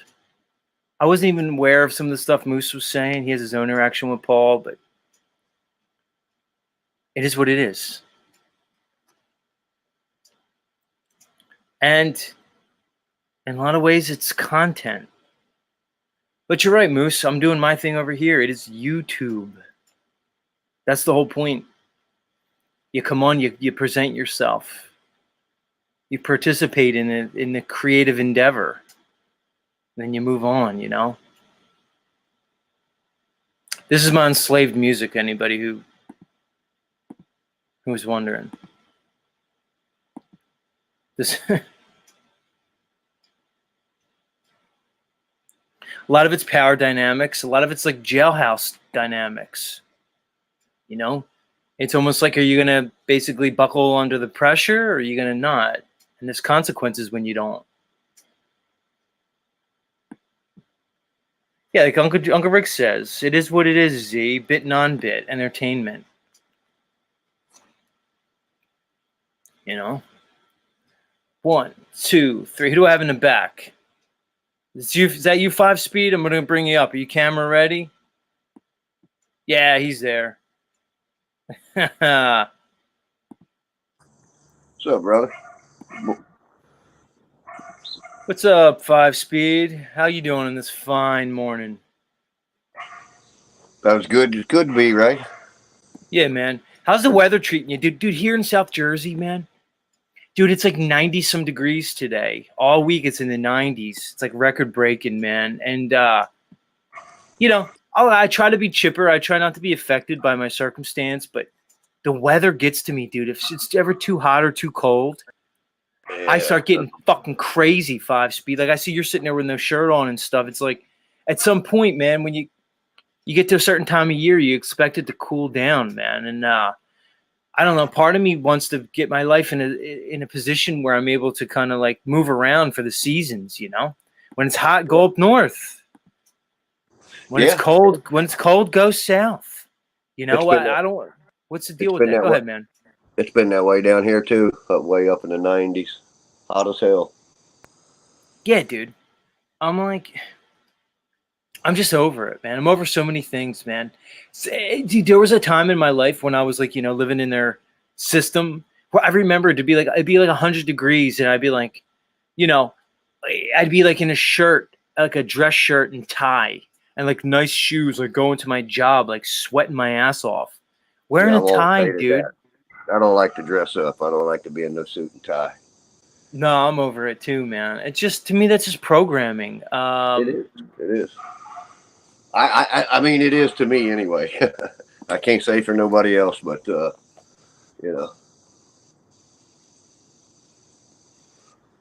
So, what's rocking with you, dude? No, it's just I sit and I lurk around and I listen to a lot of shit. You know me. Most times I just lay silent, and just take things in. It's kind of a shame what I see going around the internet, but hopefully it all gets better. I think Z, the thing that I've come to, in my head is listen. There's no way that one of us can know every fucking thing, right? But it's the ones that are out there pushing forward for good, right? We're in a now time, isn't it? So time being the most precious commodity we have, and it seems like a lot of people are wasting their fucking time battling each other. And I'm not sure that that's a good impression to leave, but who am I? I'm just a straggler in the weeds, right? Well, I agree with you in so many ways, dude. I mean, it's, it depends what you're talking about, but just in the general, I think the conflict just plays into their, their whole system. Put it this way, man. It's like I was saying earlier in the stream, where it's like they don't really care which side you choose as long as you are participating in their dialectic, right? So they're going to present, pro cop, anti cop. Well, they don't really care if you're pro cop or anti cop as long as you're playing along in that paradigm. They want us out there fighting. Well, how do you navigate that fine line? How do you basically, like I was saying earlier, that I think the greatest battle is the internal battle, that if we want to affect any change in the world, we should probably begin and end with us, with ourselves. The battle is in you. You know? Well, how do you do that? Because you engage with these policy enforcers and stuff. And, what are your methods? What's your consciousness? When you walk up to a police officer and you try to have a conversation with them, how do you do it in a way that's basically, let's say, non-adversarial and avoiding conflict? But it's not always that way, though, Z, right? Well, I go up with that intention, right? Right. But my part is where, and I'm working on that. I know I need work. The day that I'm able to walk up in there and keep a straight face and, have that pure conviction and that look, right? That demeanor, that presentment, right? I think that's the day it's going to rattle their souls when they know that they can't get me offended, right? Where I don't get off in my feelers because they ain't listening to me. And it's like night and day. How come? And you just want to knock it into them, right? Because it's so simple.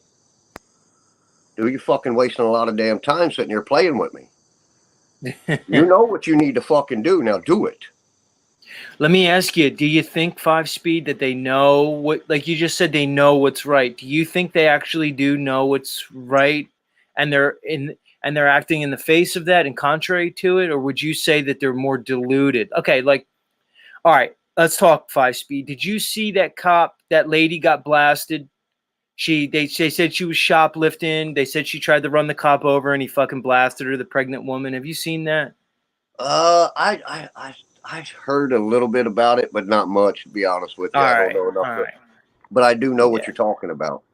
All right, so they blasted this lady. Didn't he, or something, 6 or 7 rounds in a pregnant woman? He just pumped one in her, man. It's all it took was one. Okay. I think it was just one. And to me, it was egregious. I almost reviewed it today. I was going to review it. I was going to review it when we look at this shit, right? Say that again. I said most of this stuff when we look at it is egregious, isn't it? Well, that's you would think so. All the bullshit out of it in our own consciousness and look at all of these grown ass men acting like a bunch of bitches, shooting people, killing them dead. But all of these truthers out here, and don't make no mistake about this. I'm not up here to try to pick sides or anything of that nature, right? Because I've already stated what I had to say. Time being the most precious commodity, and a bunch of us is wasting that fucking time, not bringing anything valuable to the table. So that's the way I kind of look at it. And because I'll be honest with you, Z, I don't know Paul. But I know enough about Paul that I had to get away from the Vietnam bit, because sometimes when I'd be there, I'd be like, well, wait a minute, man.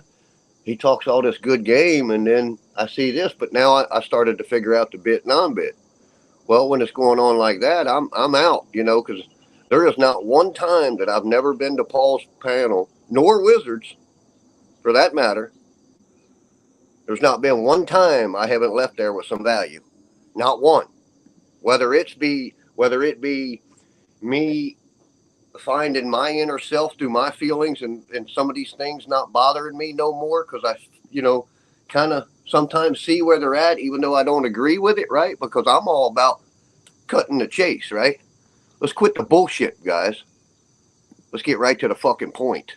And I think that's what it is sometimes. Hold 5-Speed. Speaking about getting to the point, let's watch this with me. I want you and me to review this. This is body camera footage released in a fatal Ohio police shooting. All right, sure. Let's watch this together, and I want to get your commentary on this. Fair use, YouTube. I'm playing something from the nightly news. Okay, just know that. All right, let's play this.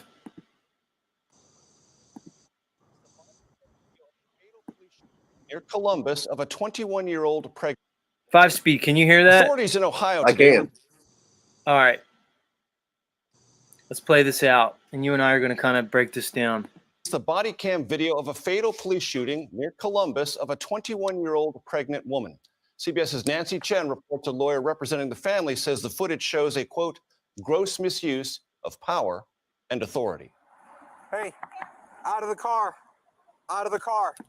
All right, so 5-speed. So this cop walks up, tells her to get out of the car. Now, apparently she was accused of shoplifting in like a liquor store, okay? So she gets in her car. She's pregnant, and somebody waves a cop over. I think the cop was already there in the parking lot for like an unrelated thing.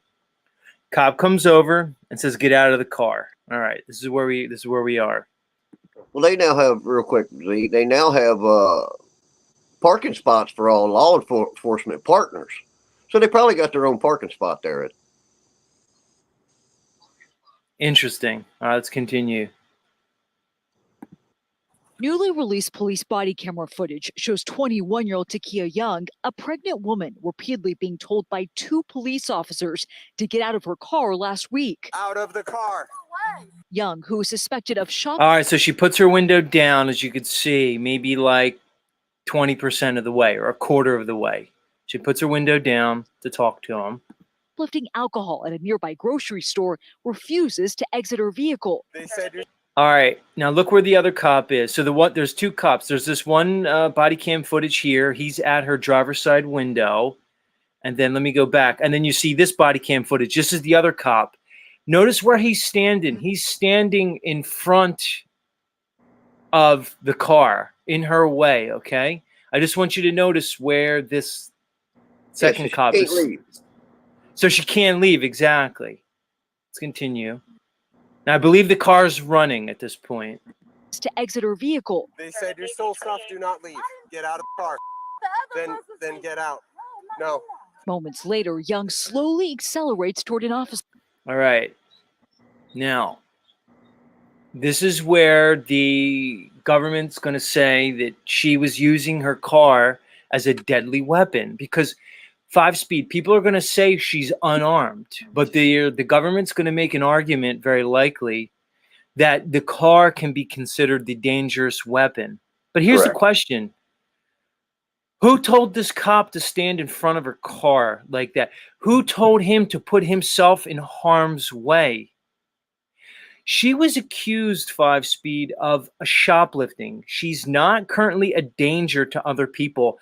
As far as I know, 5-speed, you can correct me if I'm wrong, when you're shoplifting, you're not endangering somebody else's life. I mean, would you disagree with that? Yes or no? What's your thoughts? No, I would.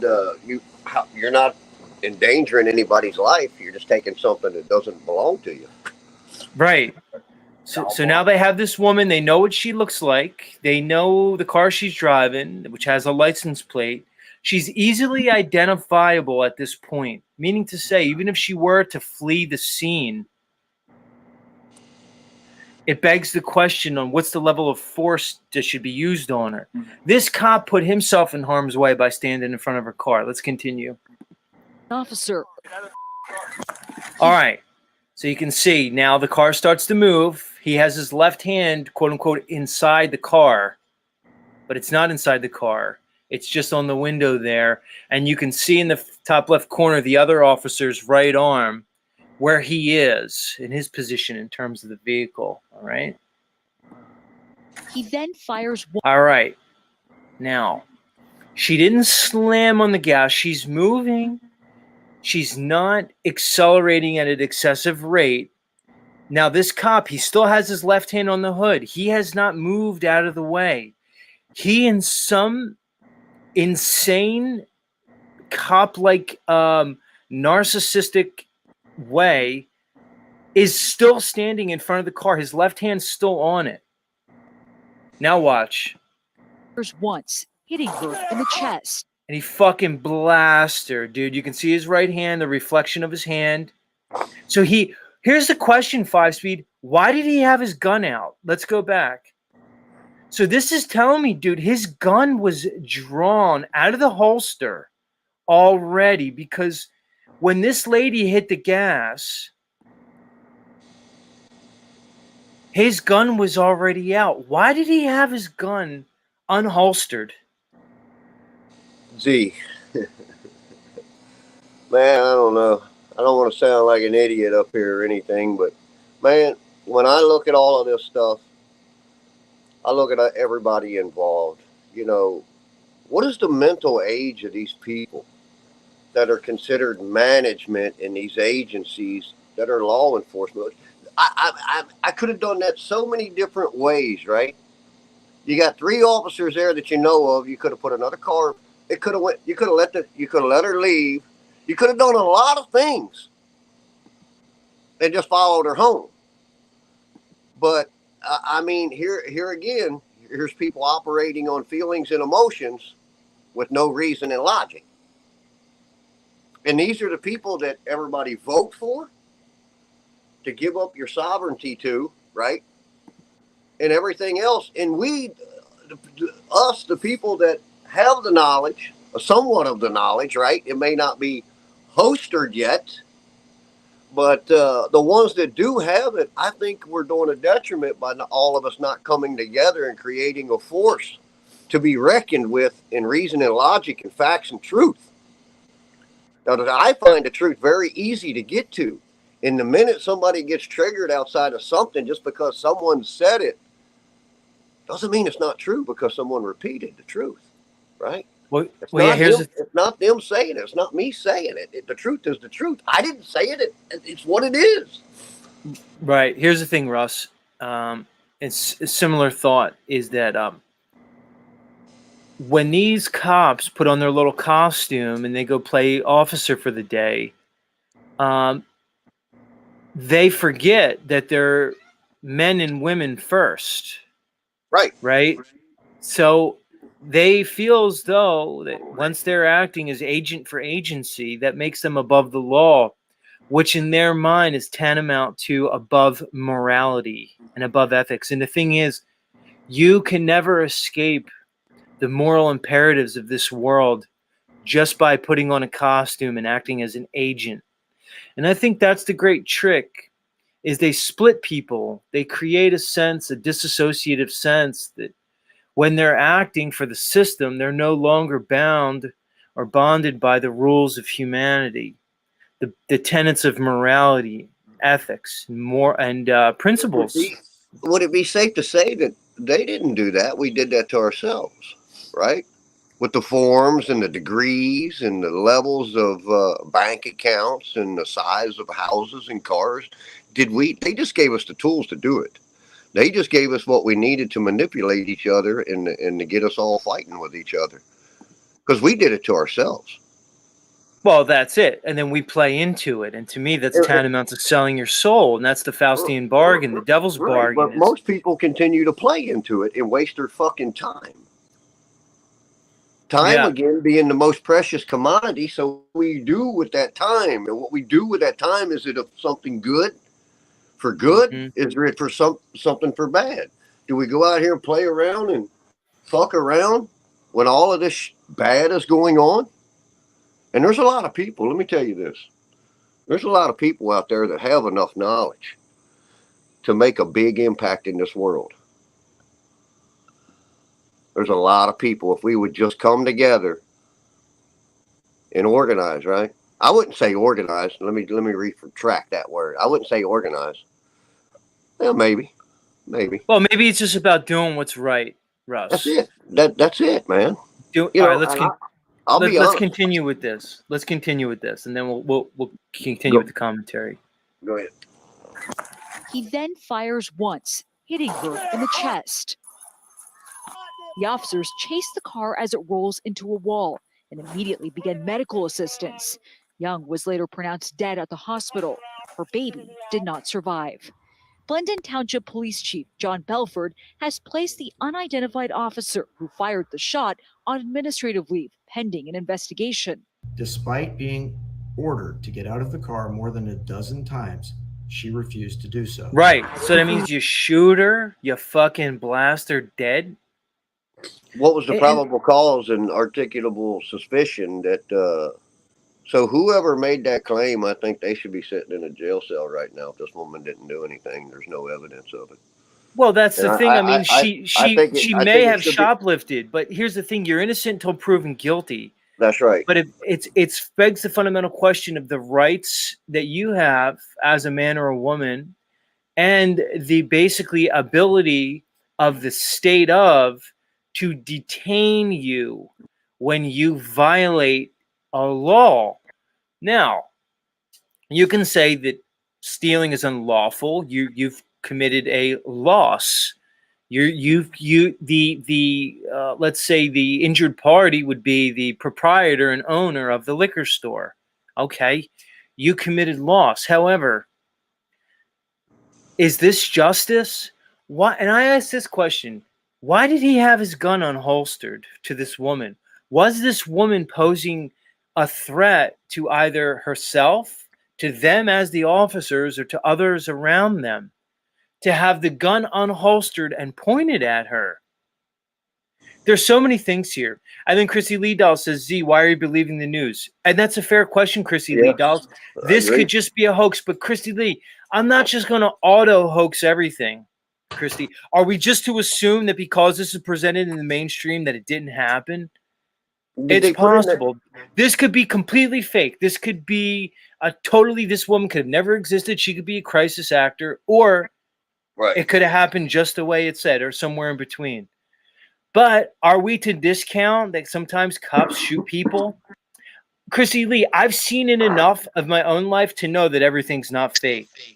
I've dealt with the cops enough times to know how they act. I've seen criminals, quote unquote criminals, behave. I've seen enough situations to know that everything's not fake. But it's a fair question. Let's bring up Dick Freedom Grower. Dick, I'm about to bring you on. Dick, you there? I've been thinking about heading back up that way, Z, here soon. Let's get his headphones on. You there, Dick? Yo, what's happening? Yo, there you are. 5x5. Dick, what do you think about this tendency to auto hoax everything and then just to dismiss everything as a hoax? I mean, we could take that tactic, but come on. I mean, have we not seen police behave in certain ways? Have we not seen individuals? Is it so crazy to think that this happened, that a lady was caught shoplifting or accused of shoplifting and things got out of hand and she's dead now? Go ahead. Thoughts? You see both pendulum swings. I mean, you get so frustrated because on one end, they'll show people shoplifting and nobody does anything. It's just a free-for-all, right? Or they even make laws saying if it's under a certain amount of value, just let them go. We're not even going to arrest them, do nothing. And then they got the flip side where I guess they'll just trigger happy, shoot them. And I think it's all about autonomy. What it really comes down to is they want to get the technology to be the authority. So there's lots of ways to propagate this kind of chaos and nonsense.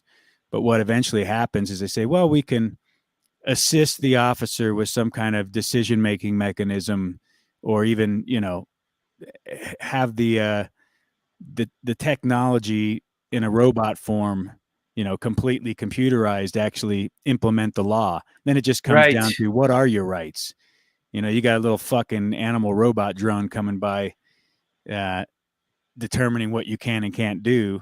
And now it's all, I guess they'll be able to sell it to the public as a better option than humans. Cause look at what they do, of course, right? They can't get it right one way or the other. But Dick, see, also, can I add to that? Like, these stores and everything, you see these guys walk out of Home Depot and Lowe's with freaking $5,000 worth of shit. And those guys they're told that, hey, you can't touch them. You just got to let them go. But exactly. But the police, people need to think about this, right?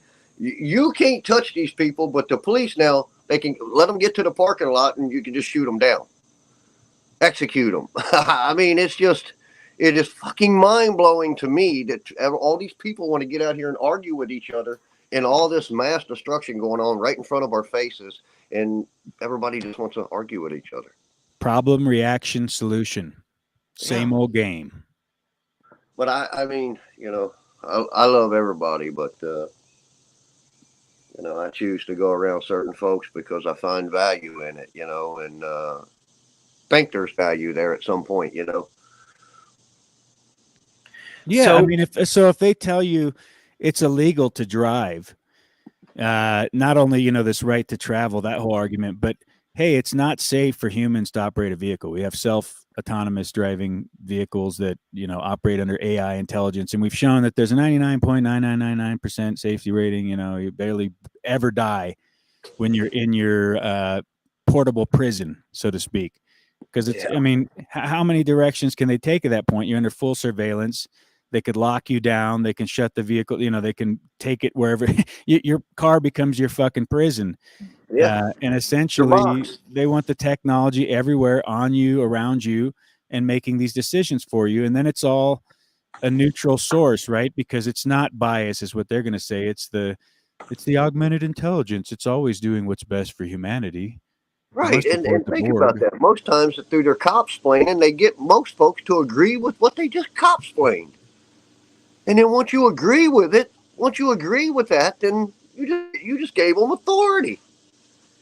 I'm glad you guys agree with me, because I thought that might be a little bit of a mental gymnastics leap to take it, you know, into that conversation. But I really think that's what's happening here. That's why they're doing all this, is because, you know, people really on a day-to-day interaction, you know, I understand people are pretty lost, but I don't find most people would be ready to just fucking shoot someone trigger happy. So how do they cultivate that within the law enforcement, where it seems like so many of these damn interactions turn into just a abusive, psychopathic dude with a gun who, you know, and a badge, and he thinks he's got the authority to just fucking berate you. Now, Right. how does Well, that happen? here's the no thing, Dick. training, obviously. Where's the discretion? And above and beyond training, where's the basic humanity?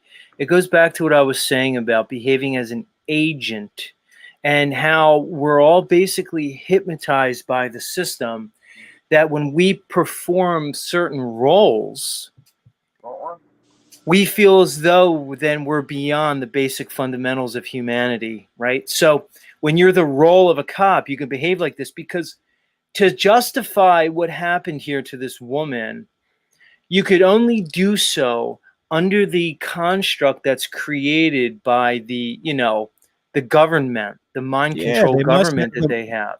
They must have the moral support of all their peers, you know, to have that kind of ideology and that mindset and go out and conduct themselves that way day to day. Right. I mean, it's a culture. Because like you said, why not just use robots like fucking RoboCop? It's funny how they give it to us in movies. Like, why not one of these dog-like robot drones that just come out, and they're going to use algorithms, you know, and they're just pop. Okay, yeah. So, okay, you can just say, yeah, this lady was being detained because you can take this argument. All right, say I was going to be the defendant to this cop. Say this cop was put on trial. I would say this.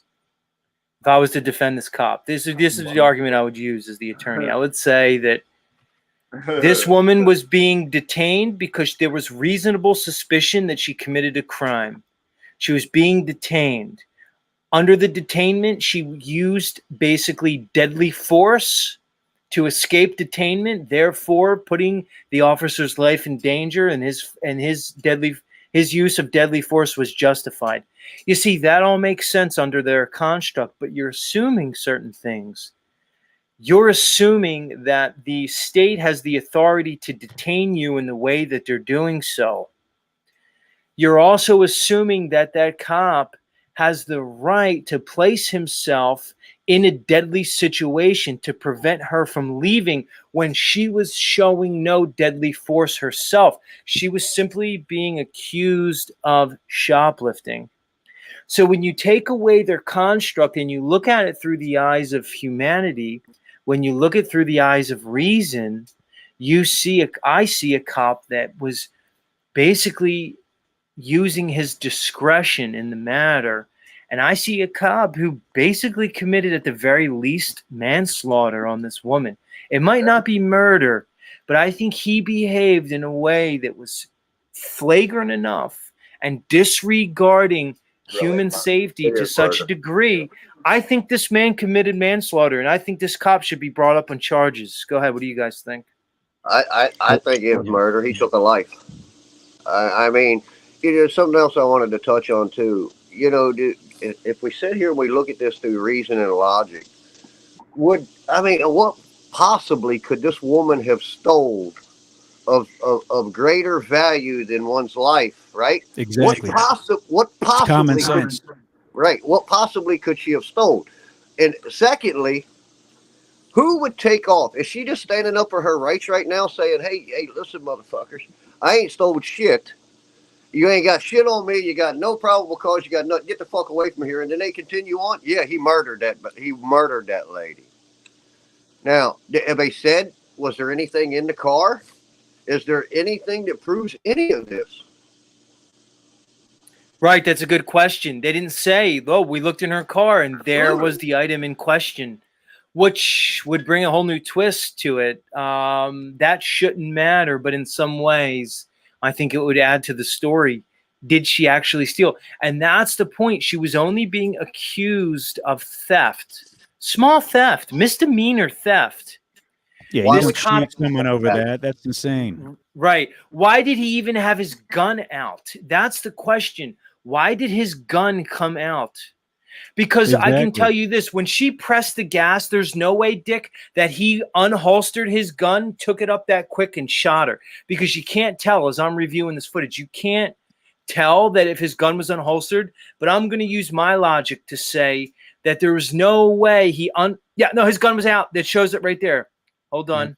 Yeah, I saw that. See his gun right there in the bottom. Before she went, his gun was out. Why was his gun in his head? See, now I'm getting pissed. Trigger happy. Where I'm getting pissed. Why was his gun unholstered with this woman who's sitting there discussing? Why was his gun out? No, dude, you stood in front of her car. The only reason you were in harm's way is because he placed himself there. His gun should.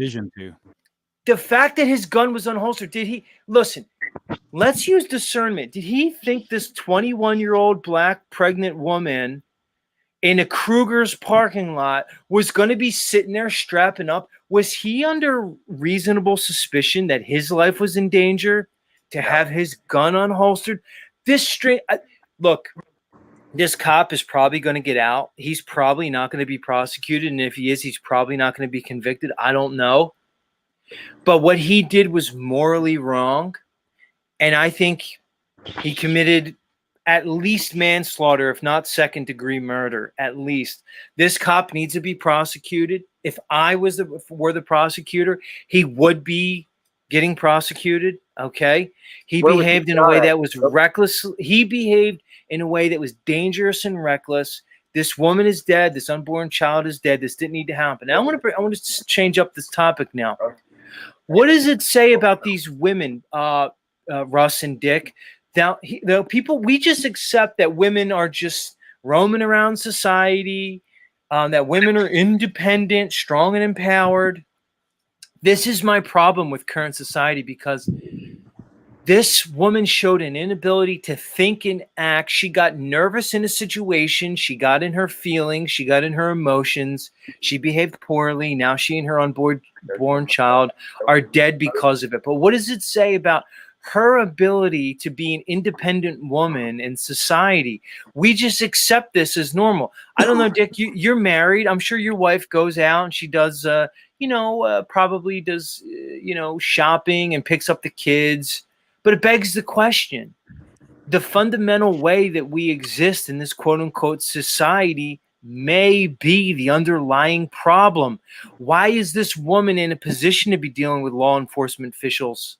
And I'm not saying every woman and women are incapable of doing things, but this woman obviously was incapable of behaving properly in front of a cop. Like Go ahead, Jefferson said. It's like Jefferson said, tyranny thrives when good men do nothing. Sure. Yeah, that's true. But, I've even had interactions where I got pretty nervous when I was pulled over. There was one time I was transporting a lot of firearms and I got pulled over.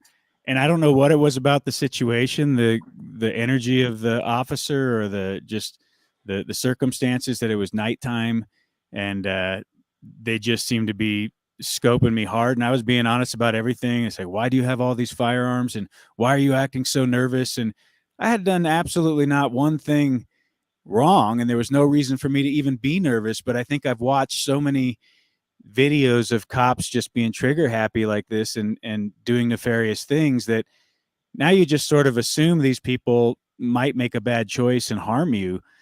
And that really, to me, this is the transition, right? The war Chances are high. Yeah, the war is against you as a human. You can't have a gun. We can't even have cops have guns, because look at them. They do terrible things with them. We need the technology to handle all this for us. You can't drive a car. You're a weapon of mass destruction. You'll kill people, you dirty human. We need a safer way. And so I'm with Christy Lee Dolls. All this is propaganda to sell you an idea, a problem, a reaction that we're going to have, and then a solution that's coming. Yeah, Dick. I mean, it's a fair point, and point well taken is that, whether or not this is a staged event, the fact that it's mainstream is going to show something, and it's likely going to be used and pushed to continue again the dialectic. Us versus them, back to blue versus fuck the pigs, fuck the police, more division, et cetera, et cetera. Kind of a crazy situation. It highlights so many things, and that's why I'm glad I played it, because it shows so many things. Importantly to me, the social dynamic. Like somebody said in the chat, I think it was Gary Baxter, she's pregnant, her hormones are raging, there's a gun in her face, she wasn't thinking straight, and this is what happens. A tragedy all around, so to speak. I think there's a lot maybe of I'm missing something, but I wouldn't even think you would tase the person in this kind of situation. Like there's no reason to even take any physical force other than, you've got the information. You could go arrest her at her house later. You can do it in a way that, I guess, if don't they come up on these people all the time when they least expect it, scope them out, arrest. Right. I mean, there's a better way to do it without putting her life in danger or yours.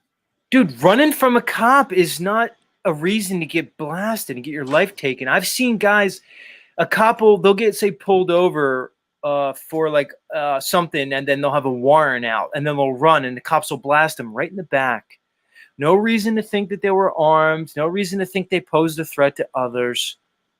It's complete insanity. You're a cop. You're firing. Look, guys, he took out his firearm, and he's shooting his gun in a Kruger parking lot. He's just shooting at a woman in a parking lot because he was standing in front of her car. First of all, she didn't accelerate that quickly. She turned her wheel to the right, okay? He was the one standing there. And then he's going to shoot. He's just going to pull the trigger in a parking lot with people walking around. This is crazy. It only makes, Dick, this is my point. Well, imagine you're a fucking innocent bystander. Imagine you're sitting there with you or your family, you or your family member gets harmed. And this is the fucking justification. You did what? For what?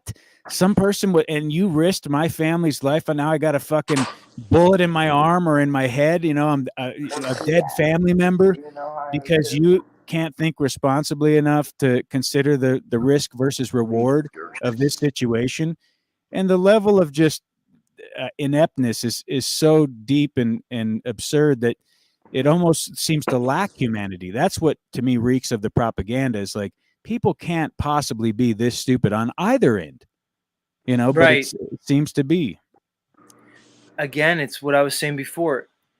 The actions of the police officer only make sense under their paradigm. When you look at it through different eyes, when you look at it through eyes of sovereignty, when you use critical thinking, you kind of look at it with a different thing, because this cop endangered lives. After he shot this woman, her car then headed and careened towards the entrance of the store. He put people's lives in danger.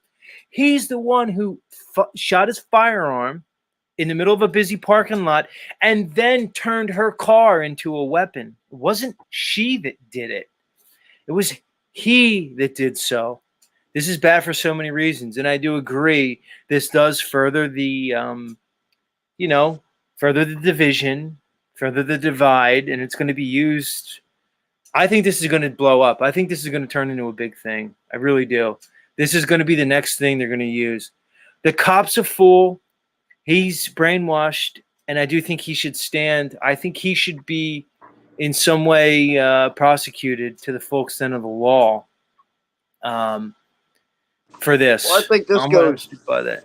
I think this is a lot deeper, though, really. I mean, we got to really look who's training these people, who's responsible for this mindset. These people need to be in, all of them need to be up on charges, because listen, I agree with a lot of stuff and these folks don't have no authority, and that war that's going on is in one's mind.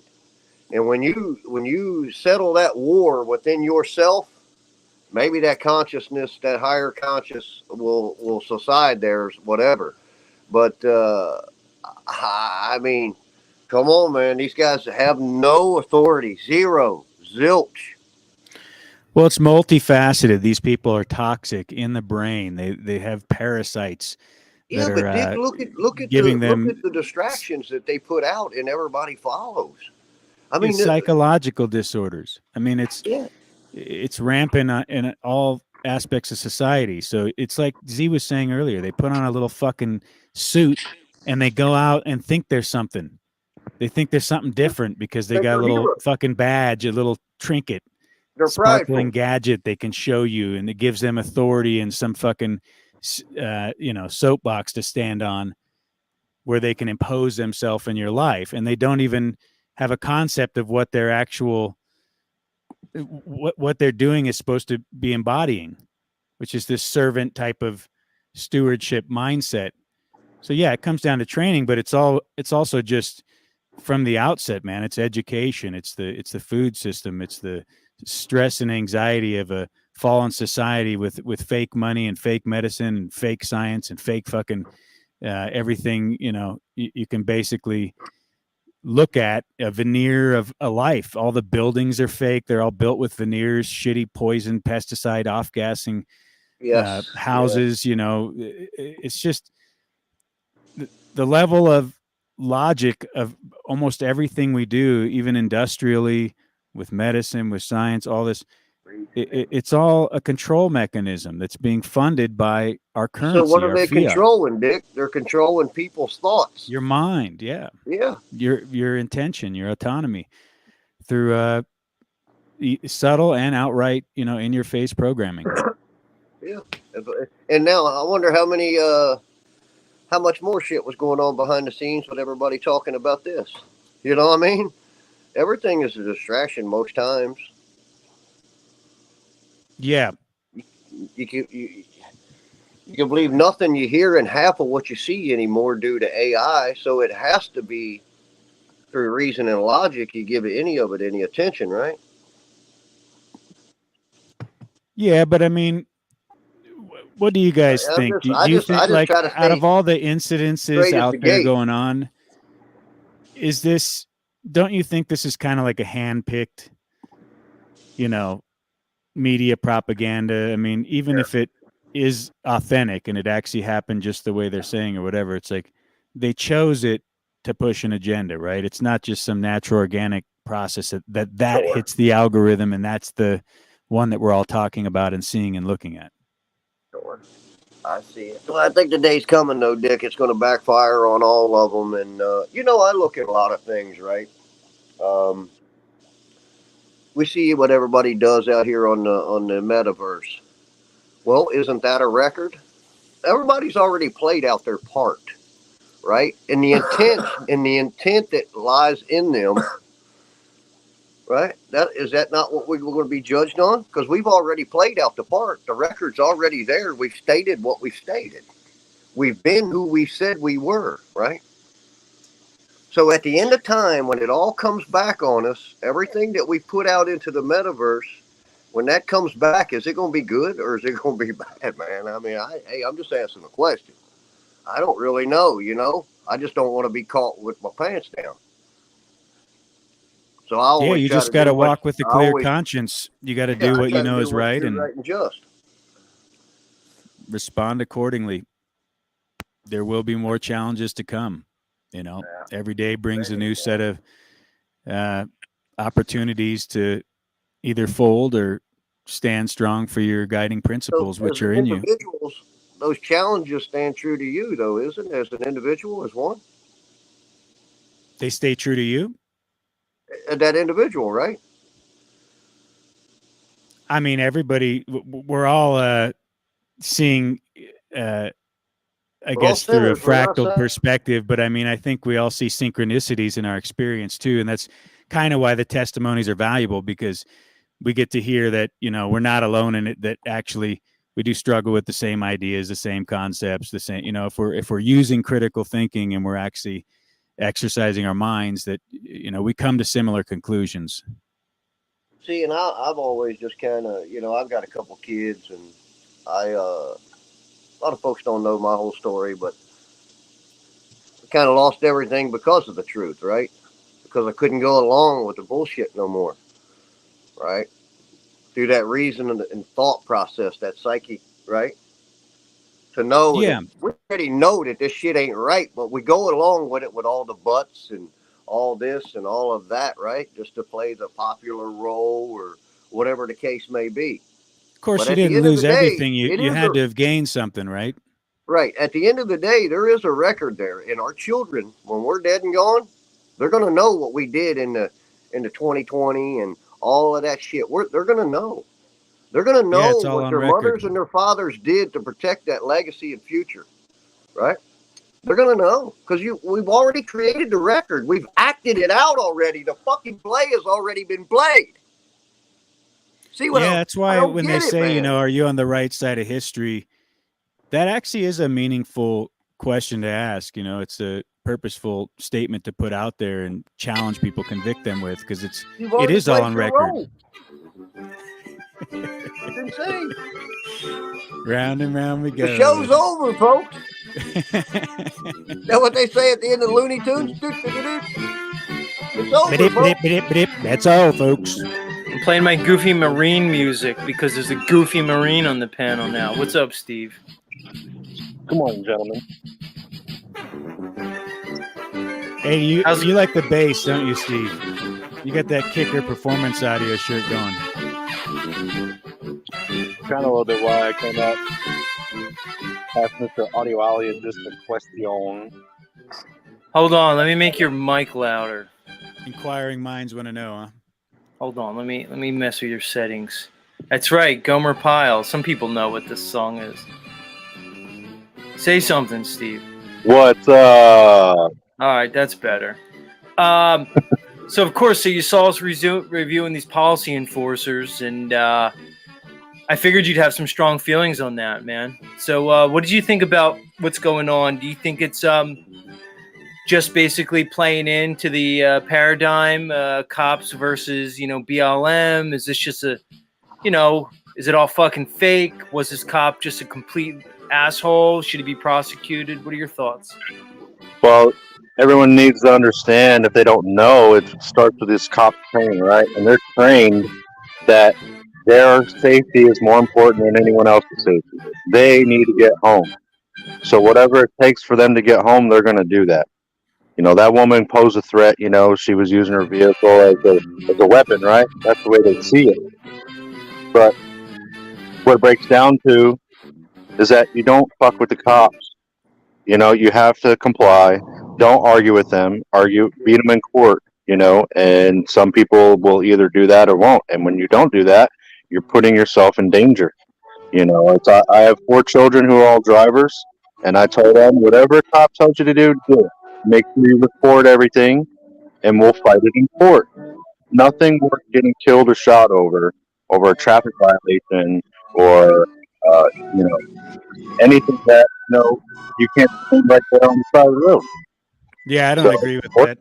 I often wonder sometimes, Z, if the woman would have played out her part respectfully and just sat there with no emotion, you know, and just said, fuck you, basically, I'm going to sit here until you do whatever you do, right? You think there'll ever come a time that people might be sitting there in that community watching this shit, and then they just come out by the thousands and, you know, leave that woman alone, and people get tired of this bullshit, right? I mean, it's a good point, Russ. I mean, you would hope so. I mean, I know there's a lot of people out here that are supposed to be truthers, and I feel that it's on the edge. Peacefully now, mind you. Peacefully, right? Because enough people has already fucking died. Peacefully. Take your shit, get your costume off, get the fuck out of here. You're done in this community. Right? Yeah, I do think that you have to articulate and communicate with these people. And at whatever level you're at, if you're in an interaction, with the officer, you got to stand for your rights, whatever that is in the situation, you know. And it's worked well for me at plenty of points where they've wanted to search my vehicle and I didn't let them, and they didn't search it. Now I've had them violate that right, run dogs on me, and fucking I'm in a rental car, and of course they find remnants of powder or drugs in the vehicle because it's a rental car, you know, and it nothing that they could pin on me because it wasn't enough. But you know, all the shenanigans. So but just because you go to court doesn't mean you're going to have an honorable judge, right? Sure. You're not necessarily going to have. So at whatever level you're at, you have to, if you're going to interact, otherwise you have the right to remain silent, say nothing and fucking do nothing then. But I mean, you have to know at a basic level, if a cop pulls you over and tells you to get out of the car, give me your ID and all that, whether or not you know you're innocent or not, it's in their hands now. And it's either you basically go along and comply, which sucks, but you will have a chance in court to fight that, get your civil lawsuit in if they violated your rights. I mean, pulling away and driving away did not make the situation better whatsoever. You know, and I'm not putting her on blame. It's just, when you're dealing with the police and they're pulling you over and they're trying to tell you get out, and all of a sudden now they got your gun on you, you pretty much should just be like, all right, bro, chill. You know, I agree with you. I don't know. It's just it's a fuck situation. They don't give a shit whether you sue them or not, because the attorneys are playing the game with the judge. They got qualified immunity. Qualified immunity needs to be abolished. They don't give a shit. I mean, it's a win-win situation for these folks. Yeah, but so who are the people for qualified immunity? That's the laughable part about this. I mean, is there anyone other than maybe some cops, like a very small percentage of the general public, that actually would vote and say, yeah, let's have qualified immunity? I mean, I don't meet anybody, even Democrats on the left or Republicans on the right or libertarians or everybody in the middle. They're all saying qualified immunity needs to go. How about ditch that title and quit wanting to be a fucking hero? Ditch the title altogether. Take away the position of like cop or policy. Govern yourself like you're supposed to. Yeah, well, I mean, that was the original mindset of this whole experiment, right? The lack of self-governance is why we have the government overreach. And you got to realize why that system is in place, and it's due to our negligence, the people's negligence. So until the people assemble and create their own system, you know, that is functional, which you don't have to recreate a system, you can go back to, you know, what has worked in the past if you so desire. But, you know, you basically have to learn to separate yourself from that system. And I think that these sort of incidents will be more encouragement to do that. And until the people assemble, we're not going to have the enforcement to hold the police accountable. So they're going to continue to do what they do because they can get away with it.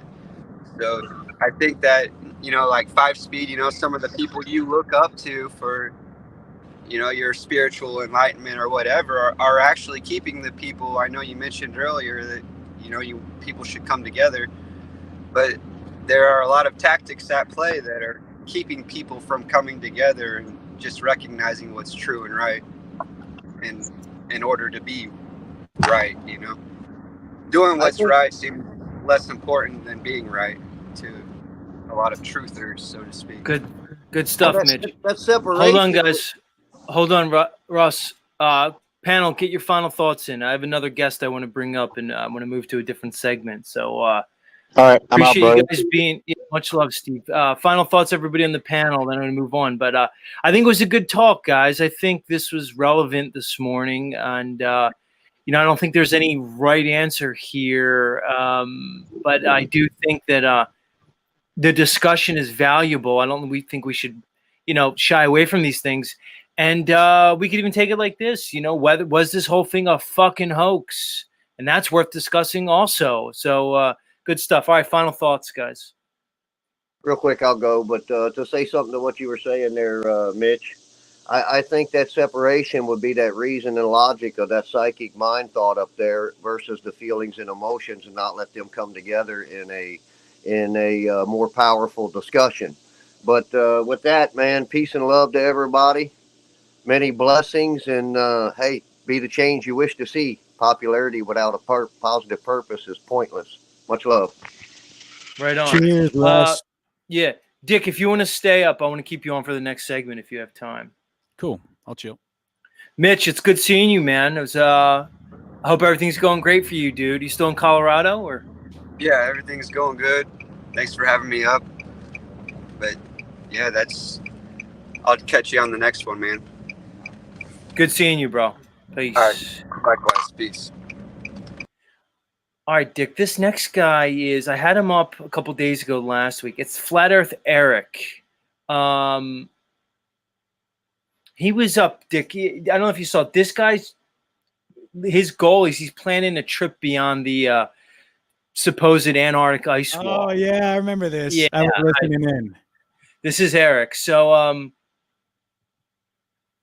nice.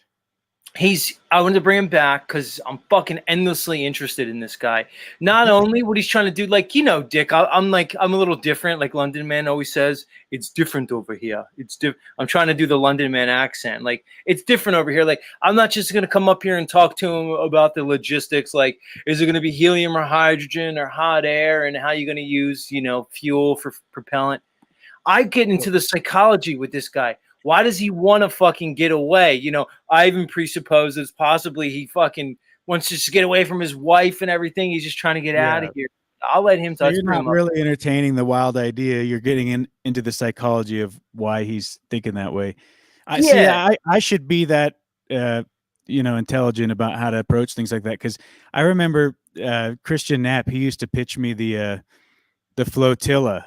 Like, we would create a fucking a floating thing out in the ocean and create our own society. This wild idea, and I'd entertain the idea, but in the back of my mind, and I would challenge him on it. Like, dude, this could never really happen, right?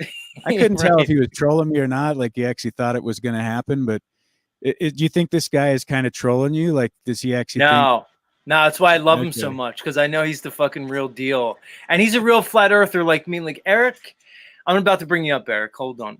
Eric is like me. There's one thing I know about flat earthers. We can identify each other very quickly. It doesn't take me long because, there's some people like, yeah, it might be flat, it might be round. But when you meet a true blue flat earther like Eric and myself, we kind of know it. So that's one of the reasons why I love Eric, because he's unabashed about it. And, but yeah, exactly. And when it comes to Christian Knapp and his flotilla, he probably was serious, knowing Christian.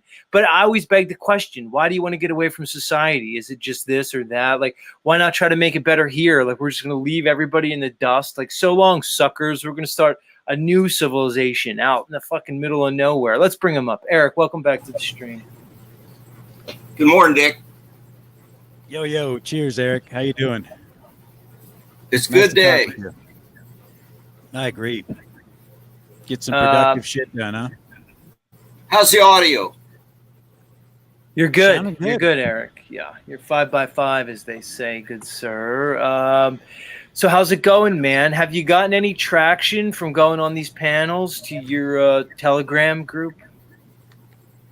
Yeah, I got a little bit of curiosity. Some folks joined up. There's not much conversation right now, but I got a great situation that came up this morning.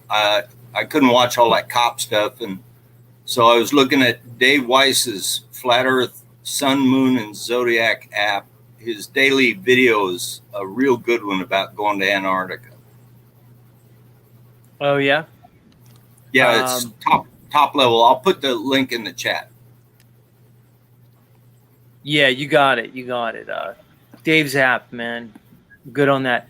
So let's talk to me, Eric. You're still. See, here's the thing, Dick. When I kind of question Eric on this, I realize he's still in the very beginning stages of this. The logistics have not been quite worked out yet. Now, I suggested, Eric, that we start off with drones, unmanned missions. Have you thought about that since our last conversation, and where are you with that? No, I immediately knew it was a good idea. You're damn right it's a good idea. Because why not, dude? Why not? Now, I don't know the range, the remote range, how far can you be to operate something, the level of technology. I'm assuming it's a type of radio frequency. But I'd imagine you can go quite far, especially if you were operating these things at elevation.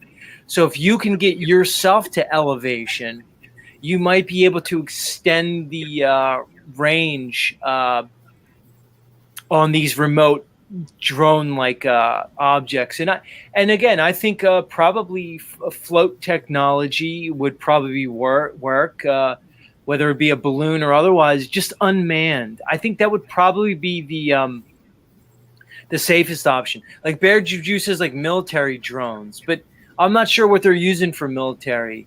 I'm thinking more. I think Eric's on the right path with the Zeppelin technology, the hot air balloons, or the helium or hydrogen balloons. One ahead. thing about it, it's a lot less violation of the treaty because you're not on the ground. Well, yeah, and it's not manned. I'd be interested to see the wording on the treaty, like if the treaty has covered unmanned craft. Probably not. Well, it wouldn't that'd be matter. interesting. They'd supplement it or adjust it. They'll do whatever they want to prevent us. I mean, yeah, no doubt. Dick, what are your thoughts on the outer lands? Like, I've had this conversation with Eric before, is that he's presupposing outer lands. What proof do we have? Actual proof beyond story that there's outer lands. We can conjecture, we can theorize, but Eric is accepting these outer lands as fact. Any thoughts on that, Dick? I do think there is outer lands, just in speculation, of course.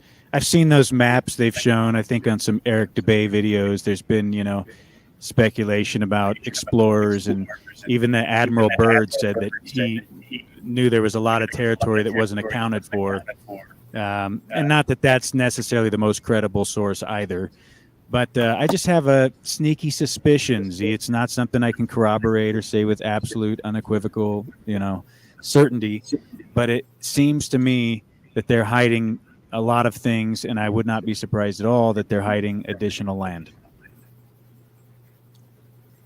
Yeah, I'm of a similar belief, but I'm willing to, recognize it as a belief. Now, it's a belief based on evidence. To me, when we use critical thought, one of the main tenets is to be able to consume information, process information, and then make some decisions on it. And I would say that there's a strong likelihood that there are these lands. Now, whether or not they're beyond some supposed ice wall, we can conjecture. But the idea of more lands is not surprising. Right. I also, if they want to hide it, they'll tell you, look over here, look beyond the ice wall. That's not where it's at all, right? So everybody, and we can't even look there. So we're all spending our time trying to figure out how to look in a place where we're not going to find anything. Well, you could also look to the North Pole. A lot of people think there's more there at the North. The other thing is, like London Man's here, and he's always talking about how, like, we look at the moon and Mars and stuff, and like London Man says, maybe when we're looking at Mars, we're just looking at more land in this realm. They're presenting to us as a distant planet, millions and billions of miles away, but maybe it's just more land here. And when they're going to trick people, and they're going to bring them to quote unquote Mars and have these colonies, but they're going to deceive you in terms of the transportation, the process, which begs the question: these astronauts go into the moon that they said they went in the 60s and 70s. Did they think they were actually on the fucking moon? Were they bringing them somewhere? These supposed astronauts in the International Space Station, are they bringing them to somewhere else? And they're telling them they're in this presupposed space. It's just a different way to look at things, because as flat earthers, many of us just want to think that NASA's fake, that everything is just theater and a production. But what if there's more to it? What if there are these other lands that they're just presenting as these distant planets and they're calling them something else? There's so many ways to go with this. One of my concerns with Eric, our friend Flat Earth Eric, is I'm not sure how open Eric is to these concepts. I've kind of, lovingly called him a baby truther in the past. And I do see some of those things in you, Eric. How would you address that? Go ahead. I want to just mention, first of all, regarding your very last comment about whether or not it's all theater, is I endorse Brian Staveley's theory that everything in the media is theater. Everything is scripted, fake, disinformation. So that applies to the astronauts and the moon trips and everything else. People need to really consider what Brian is saying about how everything on American media is fake. Dick, you're muted. Wait a minute though, Eric. So when they say, how do they keep everybody in on the hoax, right? Well, maybe Z's onto something with that. If they're actually sending them somewhere, it's not necessarily interplanetary travel or traveling in outer space or to the moon or whatever, but they're just going outside of the dome or having access to other parts of the plane. It's still a simulation of sorts, because they're not actually leaving this realm, but the authority, the astronaut who's going to come back and tell you his testimony, well, he went somewhere, Well, the space part, I can't dispute that, but it's a theory. I tend toward fake. Yeah, space though. How do you fake that for astronauts? I mean, you can do anti-gravity simulations and all this, but eventually, if they're saying they've went to this place where there was no gravity and we're actually out there immersed in it, either takes a bold-faced liar or someone that actually experienced something. Okay, you kind of jammed a lot of question into one talk. So, what do you want to hear? Eric, you're a fucking character. This is why I love Flat Earth Eric, because he's a character amongst, and I love characters. You're almost like I'm just making the point. You can't be absolutely sure. That's all. Why be absolutely absolute when you don't know? Because here's the thing. 100%. I'll make this point: is that Eric? It's easy for us to think that Elon Musk is like just a fucking liar. Like he's in their secret societies, he's initiated, and he's just lying. Or Werner von Braun was just lying. But I'm starting to think more and more that wouldn't it be a better presentation to have somebody who's not only a dupe but an unwitting dupe? So is it possible that fucking moron Elon Musk actually thinks that he's the head of a SpaceX company and he's blasting people to the International Space Station? He's going to do a colony on Mars. Wouldn't he be a better useful idiot, if he was really thinking that he's legit? And that's just next. There's a different way to look at it, because it takes the deceivers away from just men and women. Because when I look at this realm and I look at the deceptions, I just see these men and women, these so-called controllers, as kind of minions. I see a realm that looks like it's almost like the Bible says, spirits and principalities that we're wrestling against, and the rulers in high places and dark places, and that basically saying that, like, if this is a spiritual realm and this is a spiritual game, well, maybe these people, they're not all in on it. Maybe they're being as tricked, as controlled as we are. Go ahead, Eric. Floor is yours. Well, it's possible these players are in on it, but I wouldn't change that. Does not change the deception. Well, it changes the mechanism of it. I mean, True. if Elon Musk isn't this sort of evil genius, kind of like,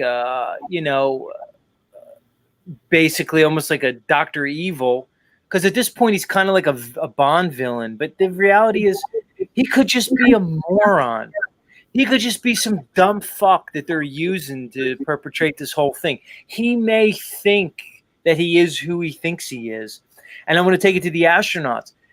Do these astronauts think they're going somewhere? Are they MK Ultra programming them? Do they put them under mind control? Or are they just fucking liars? Because, Eric, you're just going to tell us that they're liars, that they're Masons, and that they're just lying. They're not going anywhere. I'm just wondering, is it possible that they're being duped like the rest of us? It's just another thought, man. Go ahead. Floor is yours, Eric. Well, what's the narrative about Elon? It's that he's a genius. So Right. I just make the absolute immediate conclusion that he's a dumbass. Well, if he was really lying and able to pull this lie off, he can't be dumb, though. That's the thing, Eric. Like, he would have to be being played just like us, and that would prove my point. If Elon Musk is the dumb fuck that you say he is, then he's being played even worse than we are, because you'd have to be a really smart guy to pull off this deception, wouldn't you say? Let me just point out that you play people in your audience all the time, and they bite the bait. They go hook, line, and sinker on your bait. Example. Well, let's look at Morgan. What's his last name? Tristan? Yeah. Tristram. Yeah, it took me 5 minutes to realize that guy's packed full of demons. He's not. No, not Morgan. So you're just going to come on here and say Morgan's packed full of demons? I'm talking about you playing your audience. And if you can do that, surely they can do that at NASA. Oh, so I'm using demon power to play my audience like Morgan? No, you're not using demon power to play your audience. You're baiting people that are susceptible to being played. So you're saying Morgan's full of demons, and then I'm using some skill to exploit that demon power. Is that what you're saying? If you have all the discernment, Morgan out on his broadcast, is that what you're saying? Hey, Dick. Hey, Eric. Let's don't interrupt. I'm going to play Morgan's music. Hold on. We need to play Morgan's music. We're going to talk about him.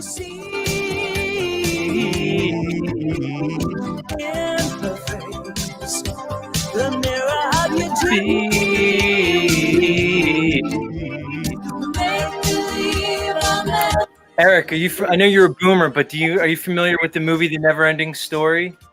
I've heard some of the sounds, but I don't keep up with that stuff, so I don't know. Well, it's from the 80s. There's nothing to keep up with. I mean, I know you were an old fuck in the 80s still. I didn't see it. All right. So you say Morgan's full of demons, but like when I look at Morgan, I actually see it's true child of God. And that's why I kind of keep calling you Baby Truther, Eric, because you're still looking at things from a very basic eye. You look at Morgan and see demons. I look at Morgan's and I see a child of God. Did you know Morgan? Did you know Morgan was I also see an artist. He's an artist. Yeah. Did you know Morgan was horribly abused as a child, sexually and otherwise? That he went through satanic ritual abuse? Did you know that? There you go. Hey, that's what else do you need? Oh, okay. So because he as a child went through horrible abuse and you just say he has demons.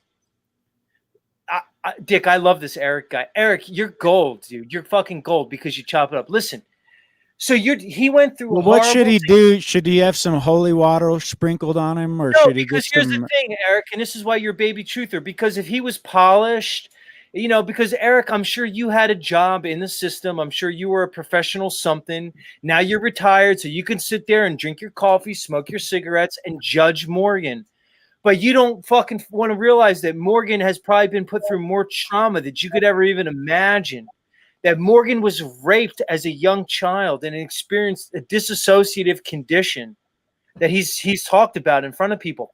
But you don't want to go into the Morgans of this world. You don't want to learn their stories. You just want to look at Morgan's presentation and call him demon-filled as you're existing within a paradigm that you can't break. Because when I asked you the question, would this world exist if every man or woman died tomorrow? And you said you never even thought about it. Because you're still operating on the same particle physical paradigm that is just as much as deception as the globe lie, but you don't want to look at it. Because when I say to you, Eric, when they lie about the globe, it means they're lying about gravitation. If there's no gravitation, it means the standard model of physics is completely bunk.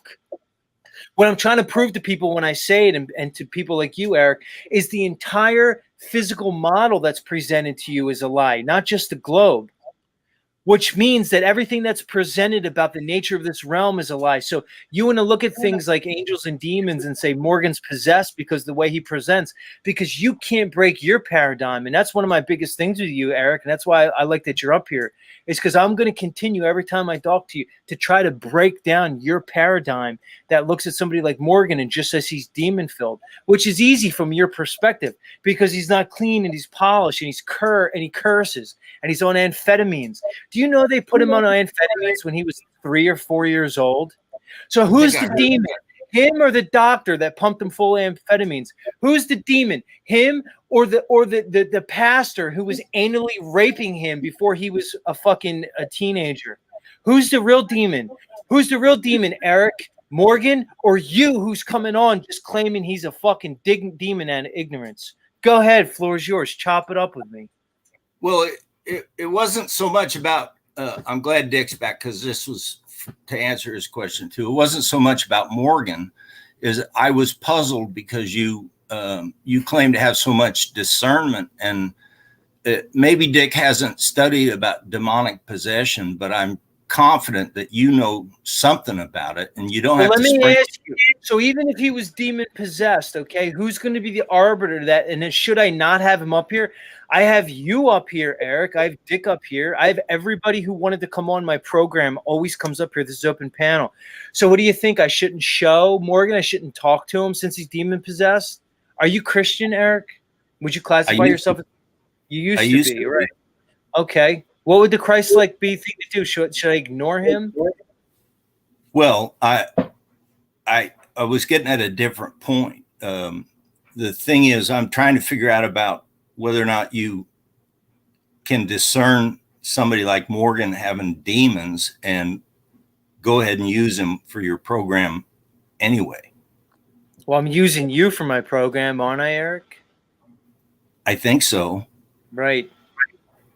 It's working too, and helping me as well. So, Dick, I got to ask you, are you don't think it helps Telegram? Morgan to come on? You think Morgan has a lot of friends? Do you think Morgan's up there in Canada just hanging out with people, going to the bar? Morgan comes here to socialize. Morgan's part of this community. Morgan's voice should be no less. Morgan's voice should be no more or less relevant than anybody else's. Why should I not let Morgan speak on here? Why can't I chop it up with Morgan? I chop it up with your goofy ass.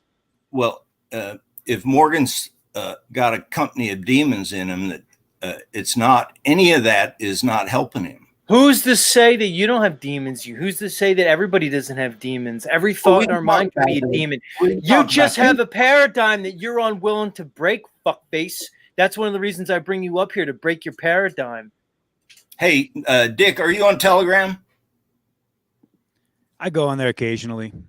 Okay, check out Airships South Beyond. That's our expedition chat group. Great segue to put a self-promotion in there for you. Yeah, so the demon thing, I mean, I would say I could see demons in you. You might need to, have some kind of exorcism. Okay, I have to ask you, Dick, what if I just say I see demons in you, I got to ask Dick, what's your knowledge about demonic possession? Because you said something about it. What?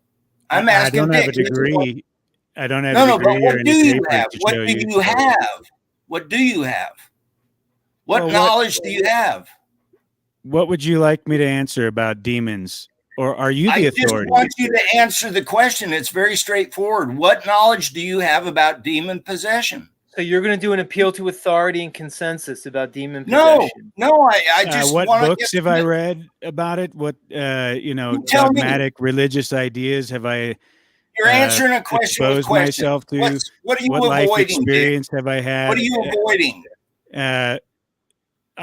If you want to know my view on demons, I'd say a lot of what people view as demonic possession is often probably parasitic in nature, programming, psychological issues. It's mental demons, or it's actual literal parasites in their system affecting the mycogut biome that's actually interacting with your brain. So it's giving you subtle impulses and causing you to act in ways that you probably wouldn't if you were more balanced and you were taking care of your health. Okay. And then All is right, there a Dick, an actual spiritual demonic possession? Yes, I have seen examples of that, and where people are literally taken over by a force that they can't control and takes them to a deep, dark place that's, full of despair. Thank you. You just told me your view, and my question was, what's your knowledge? And you haven't answered that. You just Okay, gave me what's yours, Eric? You obviously are getting to the point where you want to say what your knowledge is. Go ahead, floor is yours. I'm not saying I'm an expert, but it's my opinion from my understanding of my research on this. When I was a Christian, I was a Pentecostal, and I was You very still are, Eric. That's the thing you don't understand. Stop saying you used to be. You obviously still are. So stand on it or don't. Go ahead. Whatever. I looked into it a lot. There's a lot of work on it. A lot of people do it. And it seemed very apparent from my experience of studying demonic possession that you're taking advantage of a guy for your benefit that's not a regular person. He's not a regular person. He's a demon. Do you know your mindset is the exact mindset that the control matrix wants us in, to put people in different categories? Yeah, because you're just going to place people in different categories based off your fucked up standards that you don't realize are based on your bullshit Christian belief system that you haven't let go of, as you tell me you're not a Christian. Why should Morgan not be included in this community? I do a show that highlights the community. Why should Morgan not have a voice? Christians I'm going to aren't the say, only one. from my discernment, I'm quite certain you do have a demon, because you have a tendency, you have a propensity to go straight to the gutter. So that's an attribute of a demon. So I'm going to say there's something in you that wants to take things to chaos. There's something in you that's disturbed. It's very defensive as well. So yeah. I'm looking at a demon right now is what I'm looking at. We could point the demon gun. Do you realize anybody could just make a claim and just claim that somebody has a demon? Do you understand that, Eric, what you're doing to Morgan? I was talking to Z, not anybody. Okay. Here's the thing, Eric. Somebody like Morgan stands up for children's rights, okay? He speaks out against satanic, ritualistic sexual abuse, all right? Do you do anything like that? No, you don't. You sit behind your computer and you want to plan a make-believe trip beyond the ice wall that we don't even fucking know, and you want to throw aspersions at basically anybody who doesn't fit into your category of what a normal person is, because you're just an indoctrinated boomer. Because what? Because he looks disheveled, because he speaks erratically, because he might not have the same education that you have. Do you understand it? I can say you have a demon because you smoke cigarettes. I can say you have a demon of cigarette smoking. I could say anything about anybody. It doesn't make it true. He was an example I brought up to ask you about your discernment. That's why I mentioned it. Right, because you're going to tell me how to run my show too. Because you were like, oh, yeah, because when I was playing the cop thing, you were like, what? You didn't like that material, Eric? So you want me to do the Eric show? Yeah, that's what you want? You want the Eric show? Where's the Eric show? I'll bring you up one day. You'll do the Eric show here. I'm sure it'll be really interesting. I'm sure you'll be able to hold 100 people all morning too. It'll ruin your audience. Of course it would. Yeah, they do, Timmy. It's funny. They all have the same mindset. It's hilarious. I see that too. It's funny you said that. So who else has a demon that I bring up here? I don't know. I haven't looked at them all. Gotcha. So you want me? What I'll do is I'll have you on standby, and anytime you identify a demon in somebody, I'll cut them off and won't let them speak. That's not the point. The point, I was trying to learn about your discernment. How did you overlook what I thought was so obvious? You don't think I see him? He's a goofy, zany guy. He's interesting because I don't classify people as you. I don't look at the world. See, that's the problem with people like you, Mr. Eric. You think you have the moral high ground. You think you're the fucking moral authority, so you can go around judging people. You're the same Christian bullshit mindset that I call out day in and day out on the show. As you say, you're an ex-Christian. You're not an ex-Christian. You're still playing in the same paradigm, and you're dumb as fuck. Why do you insist that people who recognize demonic possession are only Christians? Because that's the same narrative that they give me, is that one. Okay. It's bigger than that. Do you realize that likely, but if we go by demons, likely everybody has demons influencing them all the time? Did you hear Dick's narrative about parasites, parasitic infection? I could imagine what your gut biome looks like, Eric. You want to talk about fucking demons? I guarantee if we looked into your fucking anatomy and physiology, we'd probably find parasitic invasion like no other. You probably eat like a fuck. Well, I really want to talk about your discernment and find out how you overlooked what I thought was so obvious. Okay. What's your point? Okay, so even if I did agree with you and discern that he had demons, why would that prevent me from keeping him off my show? Well, that's a different question. It is a different question. So let's go down that question. If you recognize that he's demonically possessed and you put him on your show like that, you're exploiting his condition. Oh, really? One could say the same about you because I think he is more fucking put it this way. I think you're more non-compos mentis than him. How's that? Perhaps. I won't argue that. Yeah. Shame on you, Z. You're exploiting Flat Earth Eric right now. Right. He has a demon in him. You understand exactly. You're right, Dick. Because from another perspective, somebody could say that I'm exploiting you for content right now. You realize that, right? You're right. He's a pseudo-intellectual. This demon for Eric, content. you're a fucking pseudo. You. Eric, I'm going to ask you the same question you've asked people on my panel. What did you do as your profession? What did you do? I was a law enforcement officer. Oh, of course you were. That's why you didn't like when I was showing the cops. That's why you didn't like when I was showing the cops. Why did you leave my show? Why did you tell me to pump the brakes when I was showing the cops? Oh, because people were just like Dick is now, shooting off their opinion without the information. Okay, so you couldn't watch because maybe me showing what those cops did to that young woman was convicting something inside of you, Eric, and you couldn't watch. Maybe. Maybe? Well, let's talk about it. It's possible. Let's talk about it. What did you think about that cop blasting that woman? I thought it was a mistake. Why did you think it was a mistake? Where did he fuck up? I think he fucked up two ways. One, standing in front of the car. Why did he have his gun unholstered? Yeah, all those are good questions. The problem I had with that segment was all your audience and you giving answers when you don't have the information. What do you mean? What answers did I give? I was evaluating the information in front of me. What answer did I give? I had an open discourse. See, here's why you're dumb, Eric, which makes sense. You're low IQ cop. Here's why you're fucking dumb. You're just smart enough. This is what I say about flat earthers, everybody. It doesn't make you smart to be a flat earther. People think they discover the lie of the globe and that makes them a fucking genius. It's not hard to see that it's a fucking lie. Here's my point, Eric. I had an open panel. I had at least 6 people up here discussing the topic and a chat. Everybody gave a separate perspective on it, but you couldn't see what was going on. You wanted to see it with your own eyes because your fucking pig eyes were seeing what you wanted to see. So go ahead. Keep talking about how we were just trying to give answers. No, we were evaluating and discussing a relevant topic. Go ahead, dummy. Now you got me pissed off at you because your ignorance is pissing me off.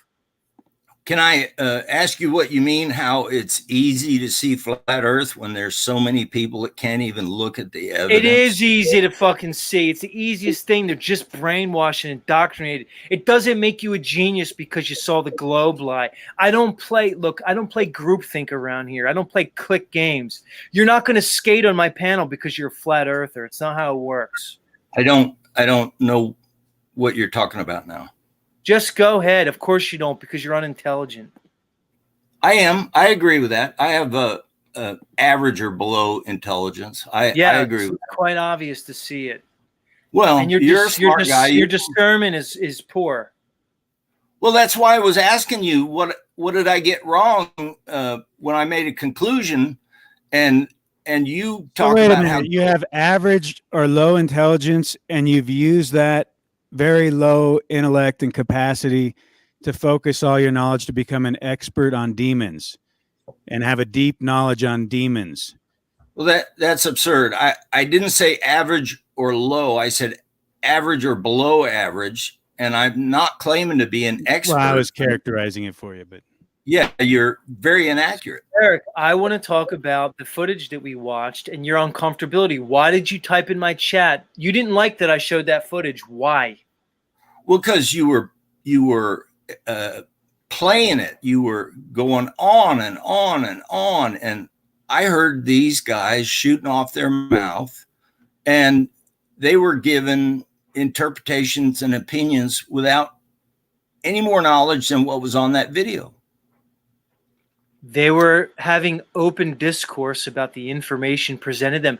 What about that made you uncomfortable, sir? I just tried to explain it. I don't know how to say it. No, better. but you didn't explain it well, so try again. Okay. The comments that you got from your audience, the panel, was way beyond just what they saw in the video. It was a whole lot of other stuff that I consider to be uninformed. Okay, well then inform us then, please. The thing is, we have to wait for the results of the investigation and try to analyze it. But if you just get... Oh, really? Who's going to do the investigation? The same authorities that perpetrated the act. We'll see. We were commenting on the evidence that was presented before us. See, this is the problem. You're still in an authority mindset. We're just repeating ourselves. We're not getting anywhere. Yeah, because you're a stubborn boomer fuck. When did this incident occur?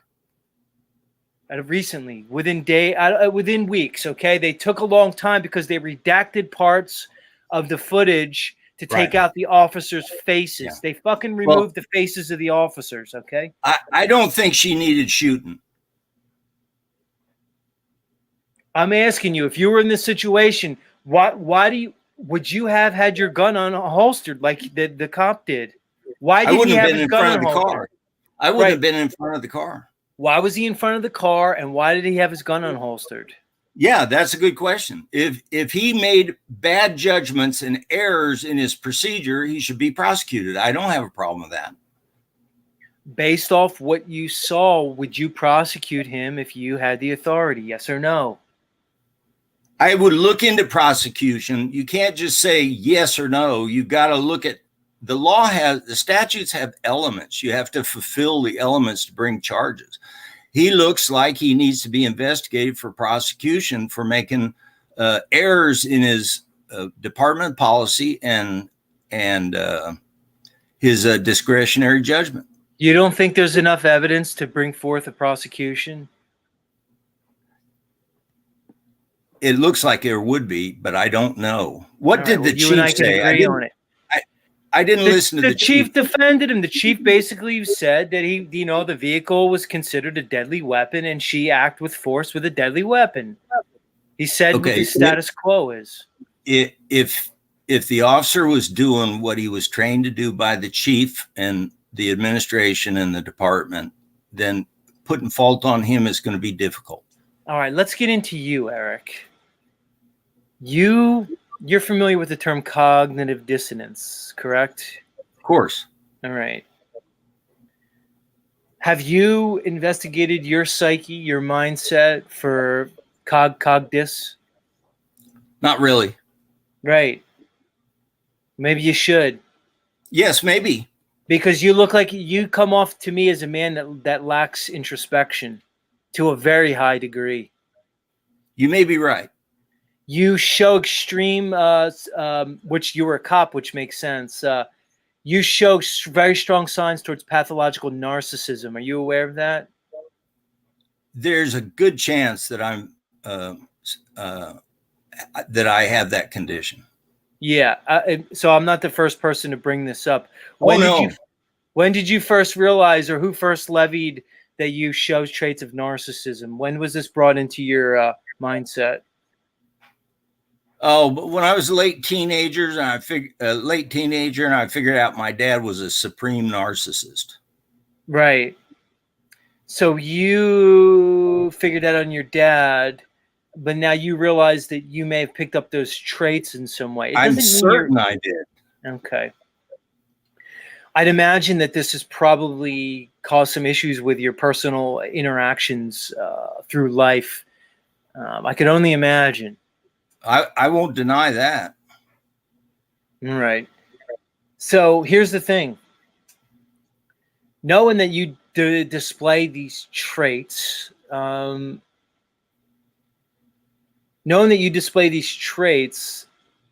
that these traits are, for the most part, usually intractable. What have you done to address that situation within yourself? Or do you feel like you're just going to ignore it and just keep going along to get along? I don't ignore it, and I suffer the consequences of it all the time. I try to avoid it and figure out how to resolve it, but I haven't got that done yet. Yeah. My chat, Timmy Carini, is kind of realizing what I realized about you is we're wondering if your desire to escape over the ice wall is just you projecting a desire to escape your current situation, to escape That's not yourself. important. Are you That's not running from? important. Are you running from yourself? is the That doesn't question. matter. If It does I matter, go- Eric. It matters. If I go, listen to me. If I go, the results will be the same, whether it's because I'm narcissist or not. It doesn't matter. See, it does matter because your intention, your the means are congruent with the ends. If your intentions are not aligned with the ends don't matter.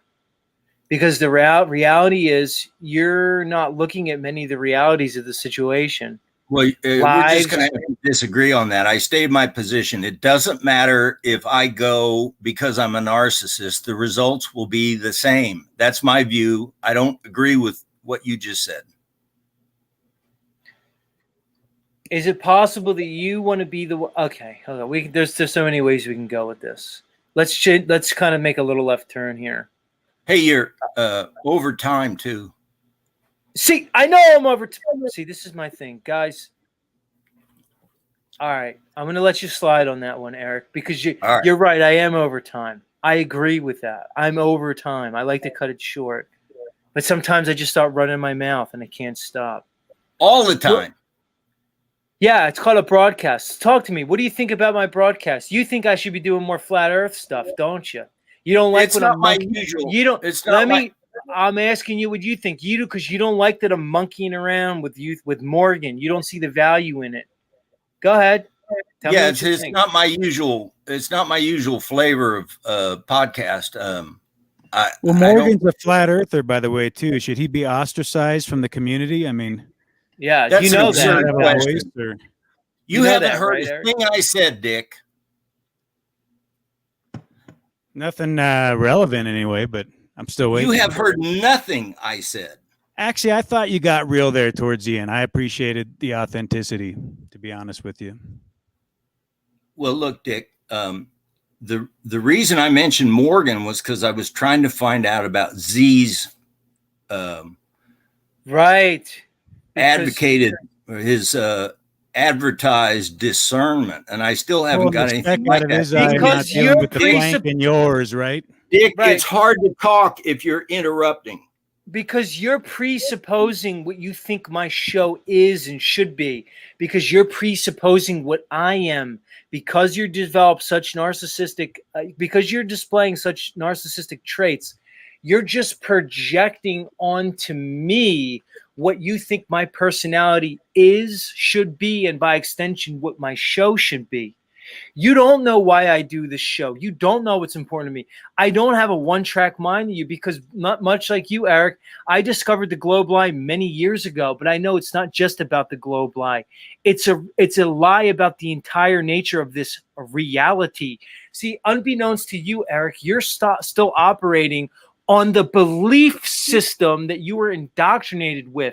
So you may speak as a flat earther, but you have the mindset of a fucking globie. That's why I was trying to bring up Cogdis with you, because you still are buying into the particle physics of this realm. You're not understanding the metaphysics of it. That way you can look at somebody like Morgan and say he's got demons, or look at me and think I'm doing my show wrong.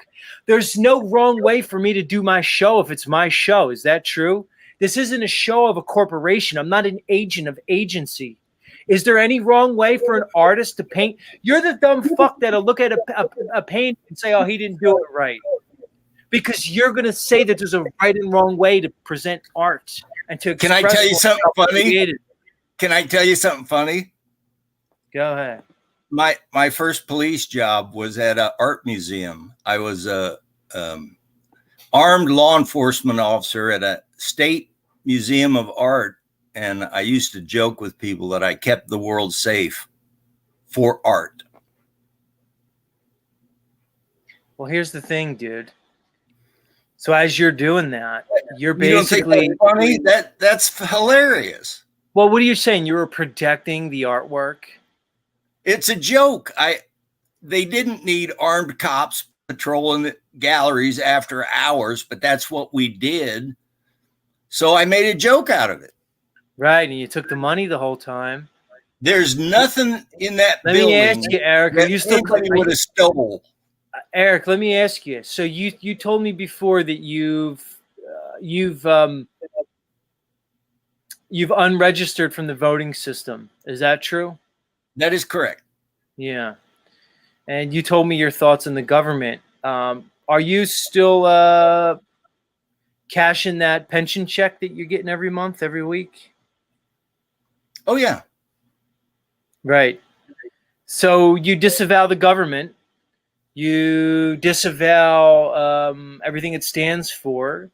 You see that the government is complicit with the Globe lie through NASA and its other governmental programs, but you're all too willing to benefit from the privileges and the basically the shekels that the government wants to throw you. Do you not see any? Do you not see a problem with that? Any conflict? More conflict? I don't. Okay, explain why. Well, they send it to me. I spend it the way I want to. So you basically accept these checks from the government, a government which you disavow, that you know is corrupt from the top down, a government that you know is complicit in controlling and basically mind-fucking the entire human race, but you're okay with accepting all the benefits and privileges of it. Interesting. It's my money. Is it? Yeah.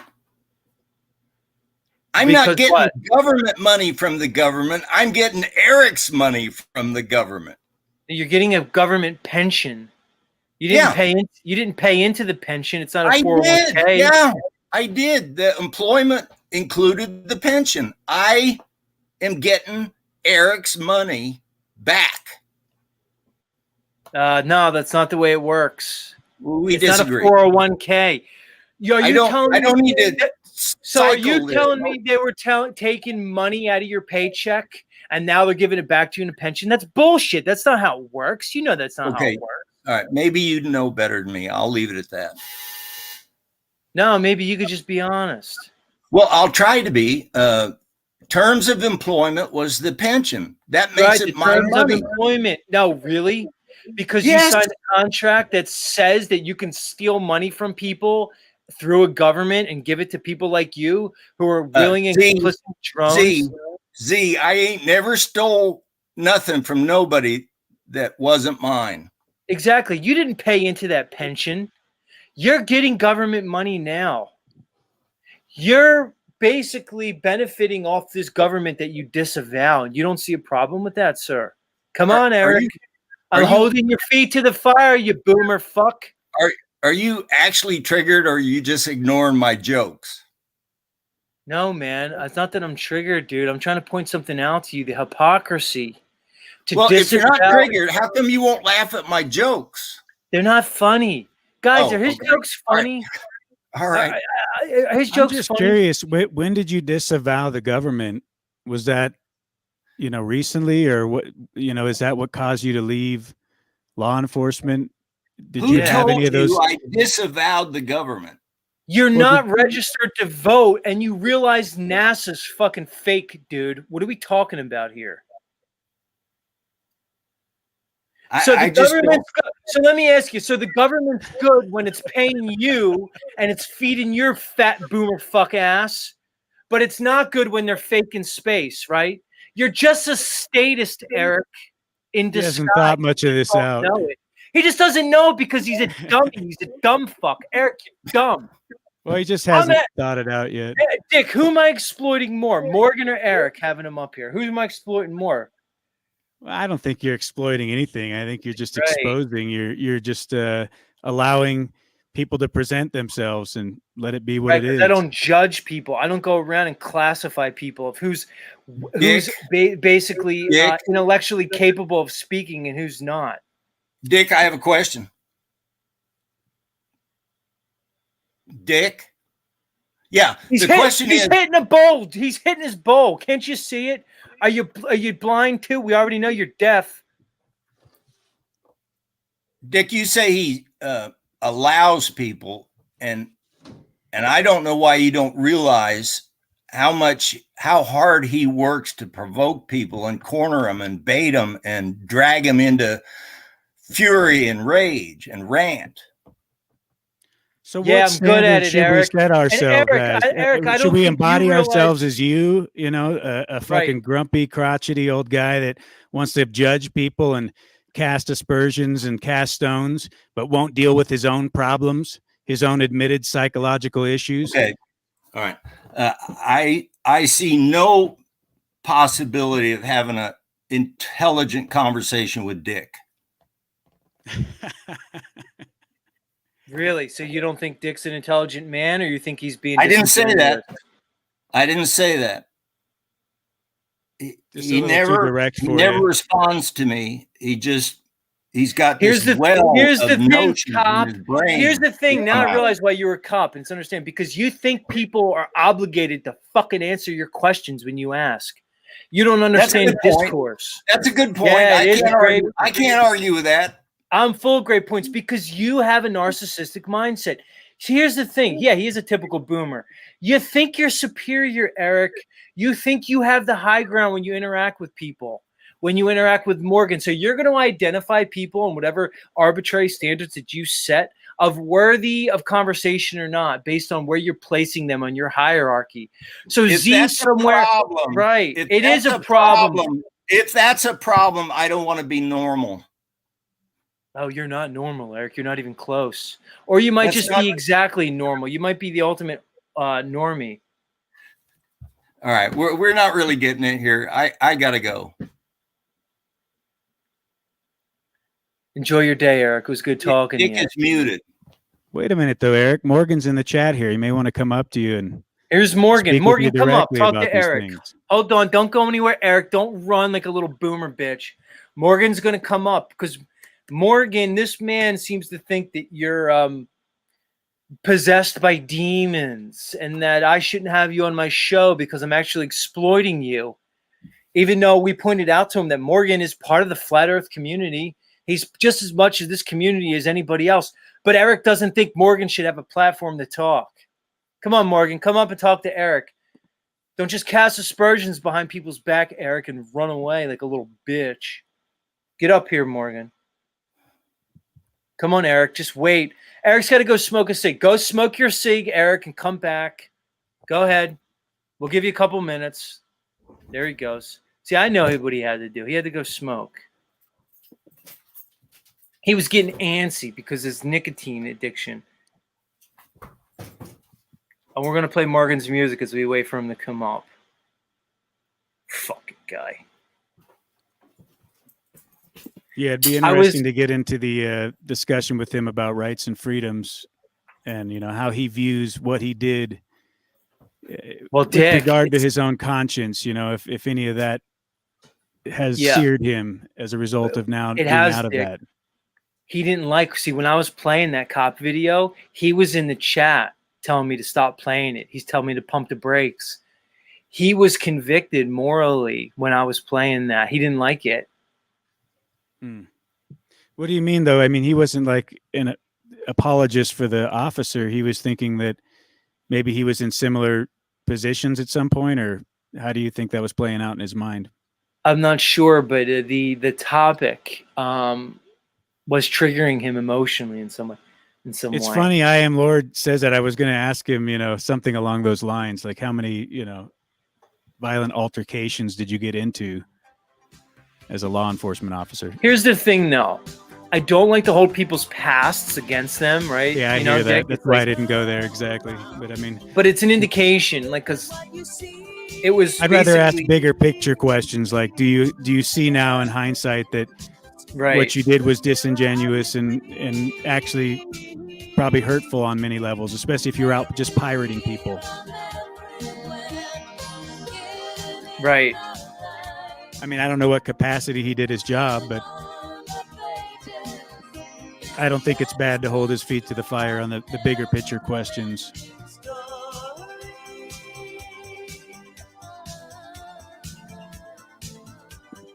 Morgan, you coming up? Mr. Morgan, can you hear me? How you been otherwise, OZ? Pretty good, Dick. I'm in like a weird, interesting part in my life, man. Morgan, let me know if you're going to come up or not, so I can know if I can hold for you. You never know with Morgan. If he's behind, right. But I'm doing well, Dick. I'm in an interesting part of my life where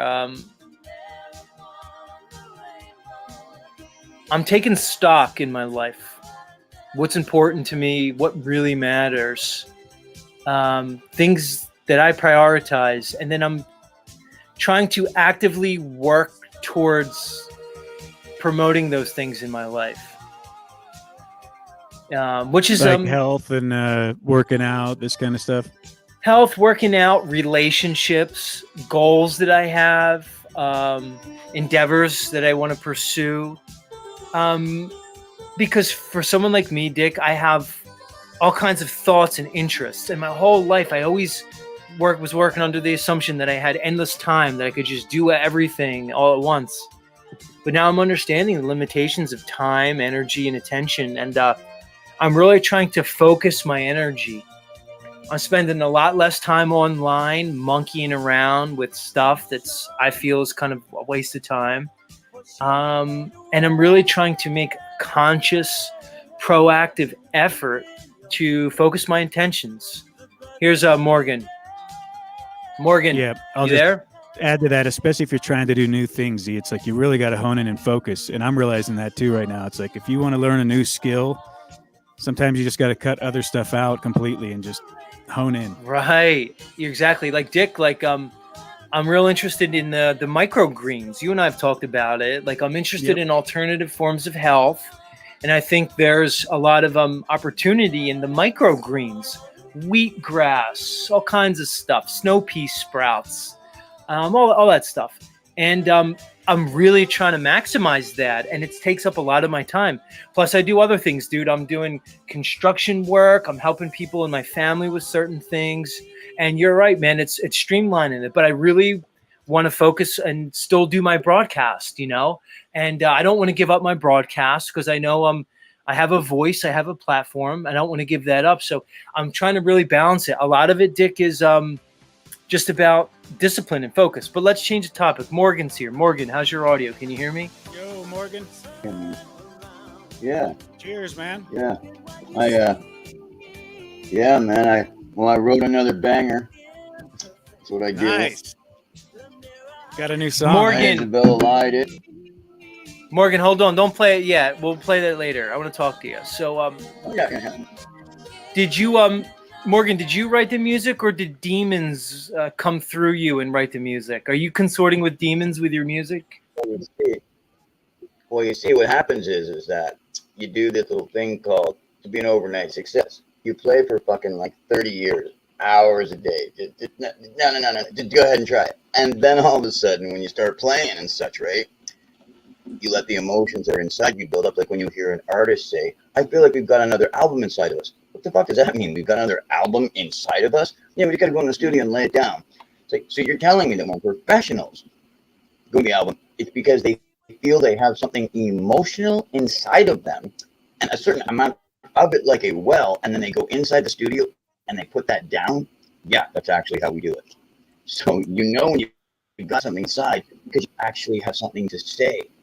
I do that by being sober, focusing, and allowing my heart to truly go, like, look at things instead of just saying, I need something to bitch at so I can be popular and write a song. Yeah, there is no demon in this man. I can tell you with 100% certainty. I feel the energy.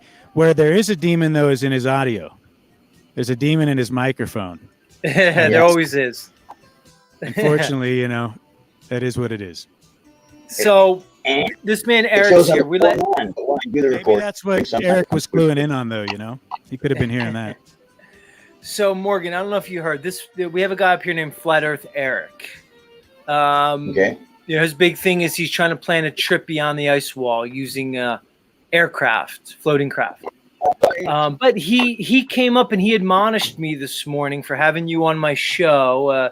He feels as though I'm exploiting you because you're in some ways, let's say, maybe disabled or in some way lesser than the rest of us due to demonic possession. Legally, does that work for you? Does that work for you? I take it pride that I am able-bodied and do everything that I can, while as well being somebody who identifies as someone with a disability. Except that, you know, it doesn't mean it's what makes Morgan Morgan, you know, and it also means that I get these pills that I take that I can go bam and turn into a machine anytime I want, except it doesn't feel like a machine because you're high, except that's my normal state. In fact, were you to go to a doctor and explain everything that, like, what high is, what you think it is and what I think it is, he would say, oh, yes, Morgan is to be medically kept high because that's it's for him. And you're like, wait, you mean Morgan is actually supposed to be, yeah, his medical, like, he's got ADHD, and if we don't keep him high, it will affect him in a way that will, are you serious? Yeah. That's what they give you amphetamines for, isn't it? To make you high? And when they find a child that they're like, okay, this child needs more and more and more. Is he still thinking fine? Is his noggin still properly? Give him more. How much can anybody take of this before they have amphetamine psychosis? How about just watch the guy and keep writing down shit on pieces of paper and see? And that's what they did. They saw how much amphetamine they can put inside of a person before you spin out. So if you wonder, wait, doesn't that involve, yeah, just spinning me out over and over and over and over again until I'm immune to it. Right on, Morgan. As we're waiting for Eric here to smoke his cigarette, let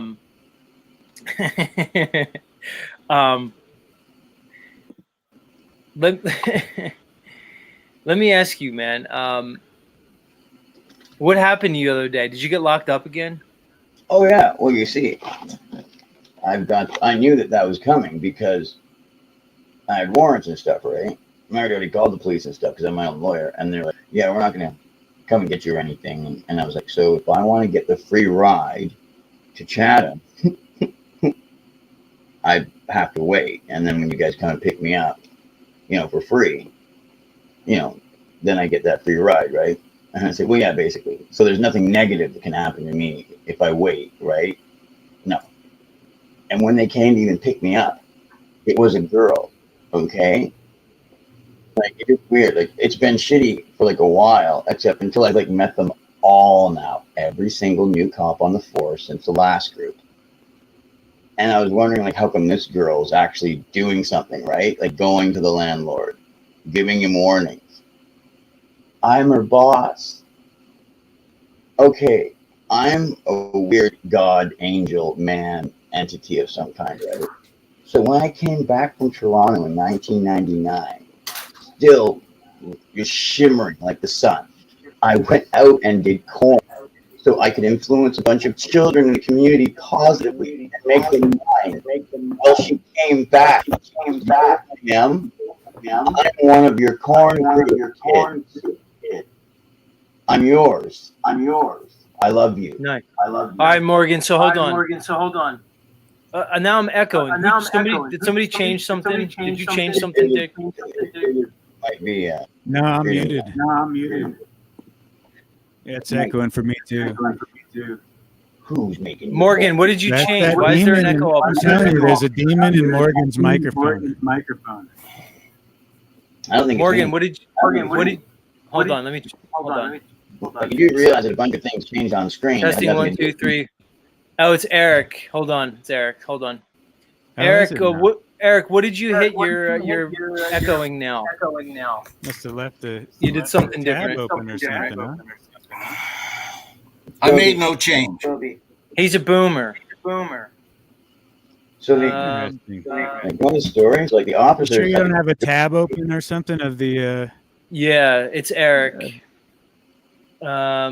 Eric, do you have YouTube on? Turn your YouTube off if you have it on. I'm gonna go light my doobie up off the stove because I got so high yesterday. I've been there. Good call. Get I that went- thing lit.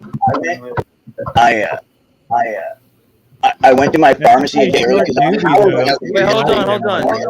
Whoa, Everybody whoa, chill whoa. out. Let's chill out for a I second. got such a cool story. Hold on. Eric, you're gonna have to do something. I made no change. Yeah, but you're the one that's echoing, dude. I can't explain it. I did nothing. I changed nothing. Do you have like a headphone you could put on? Yeah, let me try that. All right, you try that, sir.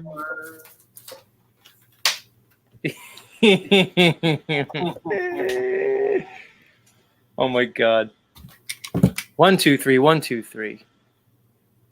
This is a live broadcast, everybody. Coming at you.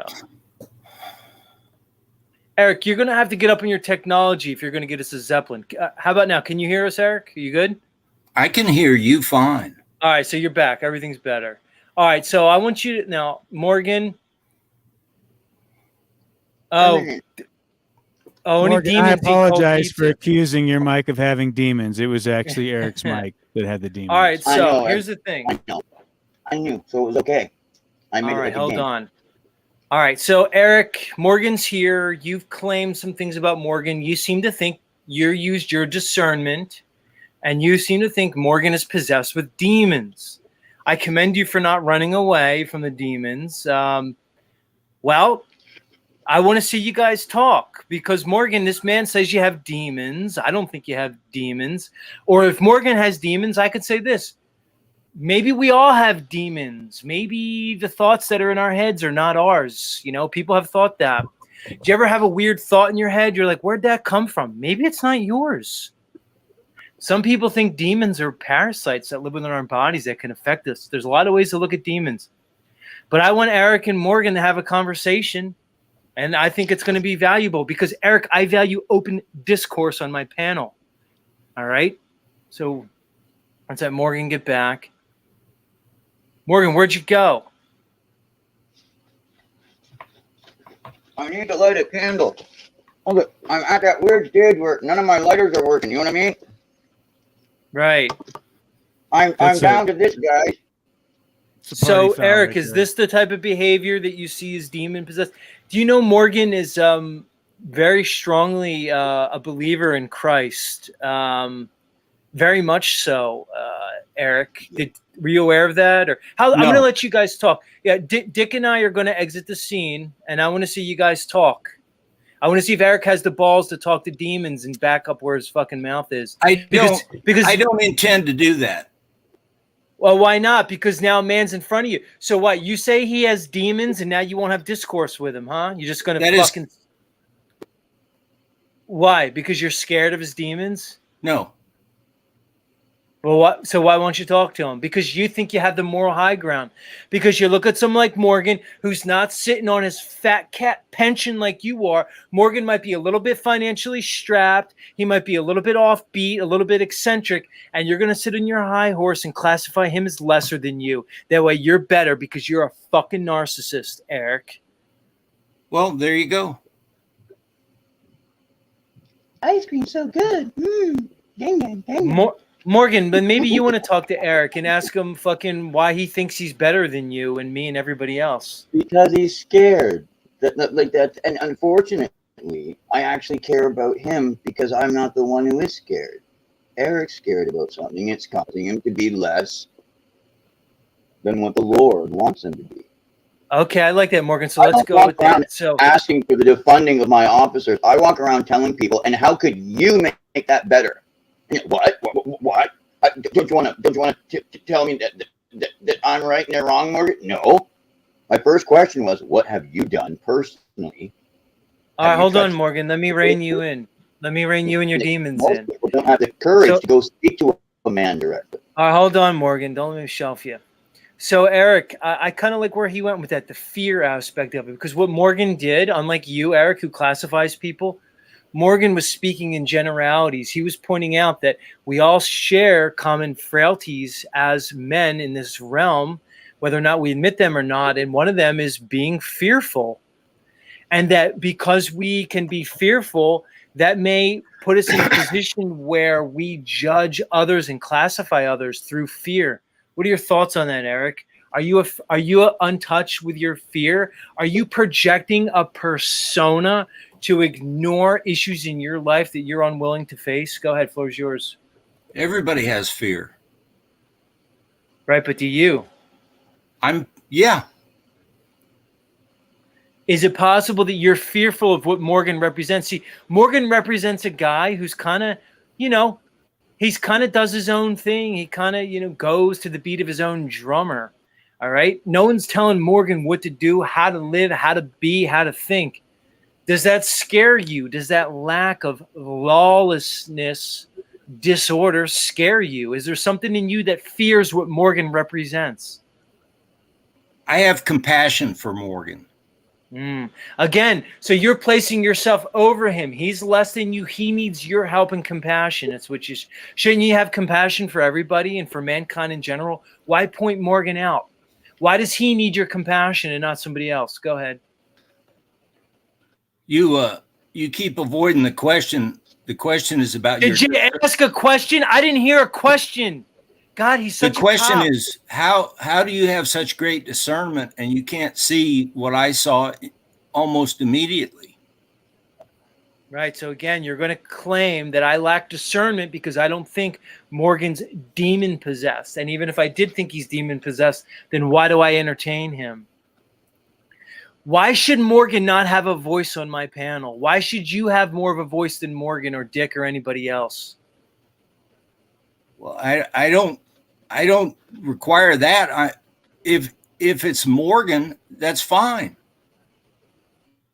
Because you're nothing other than a statist in disguise. You just don't realize it. Well, maybe you're right. Because your mindset is the same mindset that could lead to putting Morgan in a fucking cage and No. Morgan getting his balls snipped so he can't. No, it's not. I'm not saying you're going to do it, but it's your mindset. And it's a slippery slope towards it. Because once you take the mindset that you have, that certain people can be classified as in group and out group, that's where you go. You paint them as the problem and then you just do whatever you want with them. Go ahead. You're wrong. Well, tell me how. Well, I have compassion for Morgan. That doesn't put him in the out group. I haven't made any of the claims that you are slandering me with. No, because you don't think slander. That's again. At which point have I slandered you, Eric? You'll find if you review it that at no point have I slandered you. What I'm speaking to is you feel as though I'm exploiting Morgan or in other ways acting inappropriately by having him on my panel. You said it. Eric, if you have compassion for Morgan, when you do the tour with the airship to the Outer Lands, will you allow Morgan to be the music band entertainment for the airship? Since you have compassion. Maybe. All right. We're getting somewhere. Steve, why do you Morgan, would you refuse to entertain interact? that? Why do you refuse to interact with Morgan? Eric. Why do you refuse to interact with Morgan? I didn't refuse.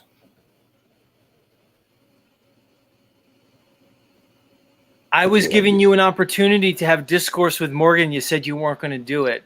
I don't intend to talk to Morgan. That's not refusing. It's my choice. I'm not interested in talking to Morgan. Why? Because your cog disc might break and you'll realize that he's not demon possessed. And even if he is, he's still a child of God that deserves everything else. That I don't understand why we keep repeating the same thing over and over. Because you don't get it. Well, that's why. Okay. Do you see demons in Z? No. Do you see demons in me? No, you're just a dumbass. So you are the oracle of truth.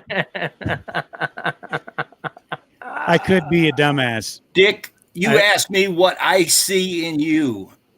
I'm not the oracle of truth if I answer that question. That's just what I see. Right. No, I just wondered where your barometer is with all this, like how you come to these conclusions that one person has a demon, the other person is, and you, because you say I saw this immediately, like it's this clear and present thing that is just undeniable, and yet I see the same kind of. I never said it was undeniable. I asked Z to explain it to me. I don't think you're any different than anyone. I don't think you're a good judge of these things. You may be right. Because you kind of proclaim yourself as an expert, but I don't. No, I didn't. Sure you did. You said you asked me what knowledge I had in these things as if That's I wasn't a even question. qualified to speak on them, and then proceeded to espouse yourself as the authority.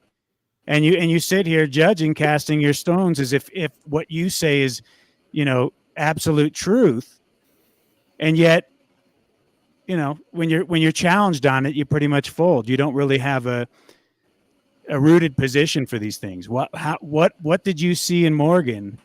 What you saw some kind of aura, you saw a signature of energy, you saw actions that embody a demon to you. What did you see specifically that caused you to say this man is demonically possessed? Why do you have to answer your own questions when you present the question to me?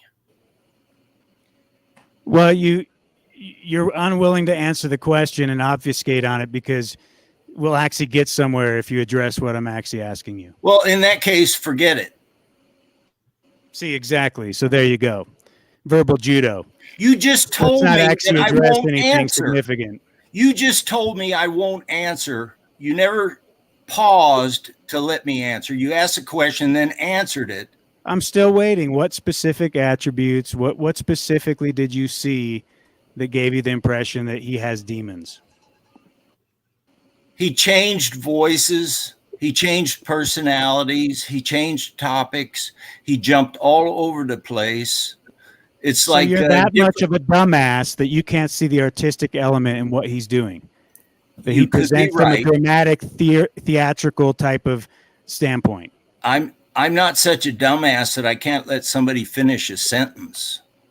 Well, you can't see the 800-pound gorilla in the room. You can't see the obvious that's in front of you, that he's an artist and that he presents with comical type presentments. He presents with dramatic, fiery, angry type presentments, and he brings a whole element of drama and theater into what he's doing. You can't see that.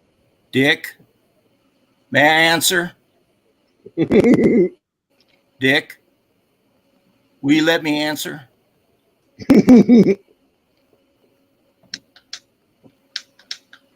The sun is obscuring your face. I can't see your expression. I don't know if you replied or not.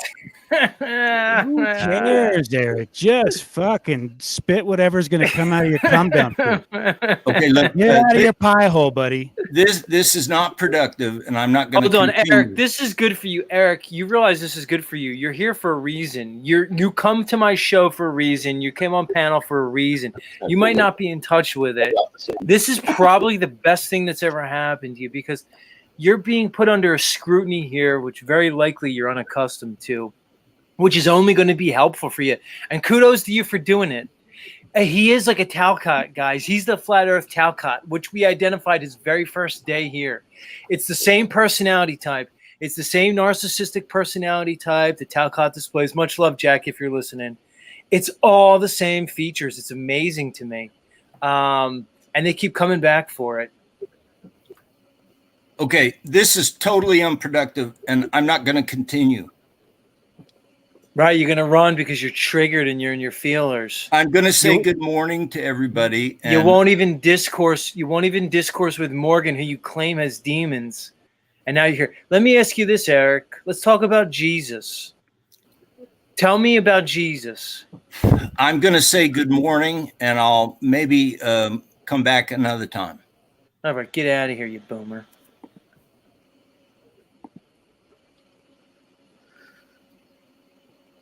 You see how they get triggered?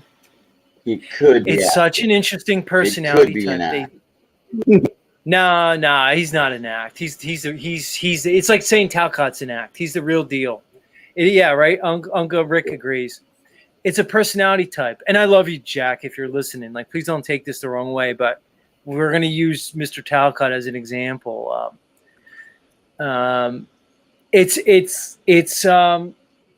It's a personality type that doesn't like to be investigated.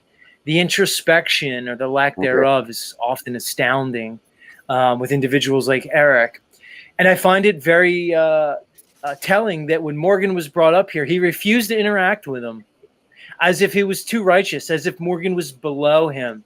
Like, it's almost like, again, with the Cog Dis Flat Earth, Eric, it's like when Obama says, we don't have time for a meeting of the Flat Earth Society. You're basically dismissing somebody as unworthy of discourse, that their beingness is even unworthy of recognition. Dick, what are your thoughts? And then we're going to let Morgan go. I don't even know what my thoughts are on. I just think that I'm happy because the Oracle of Truth said that I am not demon possessed. I may be a dumbass, but I can't help that because God made me that way. So I'm above Morgan, who is demonically possessed. Morgan, you have work to do. And Z, it sounds like you're in his good graces. So I just hope that he comes back soon to let us know about our progress and how we're doing in our purpose of life to meet his expectations and gain his approval. Interesting. And the funny thing is, Flat Earth Eric, I have Morgan up here because he's interesting. He has something to say. He's not looping on a narrative. Morgan's not afraid to challenge his paradigm. He's open-minded and he's creative. Something I can't say for you, Mr. Flat Earth Eric. You're kind of a one-trick pony, and you're not very interesting. The only interest that you really have, or my only interest in you, Eric, is what I can do with you. You in and of yourself are kind of really bland and milquetoast. So why I would have Morgan up here is because I'm doing a show and he contributes to it. Go ahead, Morgan. What are your thoughts? It was really great. That officer was like, Morgan, you're my boss from Korn. And I really put my heart and soul into those kids when I did that back then. I was just fresh from Toronto, and like being like a star when you're out there in front of the public every day, and there's no doubt what your job is. Imitate Christ, take the gifts that you've been given, share it with the people, and show them your love. Like meaning, like when you're in a big city, what do you do? Dance with the people. Like play the music for the people. So when they look at you, you can tell them, look, I've got a heart, and it doesn't matter what happens to me. I'm just like you guys. You can see it. I'm here on the street. But the thing is, it's a good place, and you guys are awesome. I'm awesome. and we can have a good time still and give people hope and love and show them it's on the inside of you. And you just got to let it out and bring it out. And I did that, you know. Anyway, she remembers that too, right? So she's like, she also knew I didn't have to go to get a new court date if I didn't want to. But I was like, yes, I've been expecting the free ride to go up there. So she's like, okay, right on. So it would be like 5 or 6 hours to sort out. Like, and I probably have to wait in the morning for the justice to come. But it was all fine because I was expecting that. I'm just getting a new court date.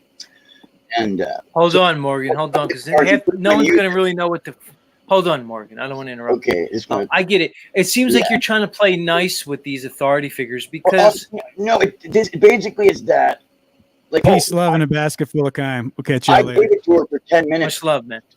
I gave it to her for 10 minutes first at the door. I mean, like I explained everything to her, but she could handle it because she's mine. You know what I mean? She cares about me.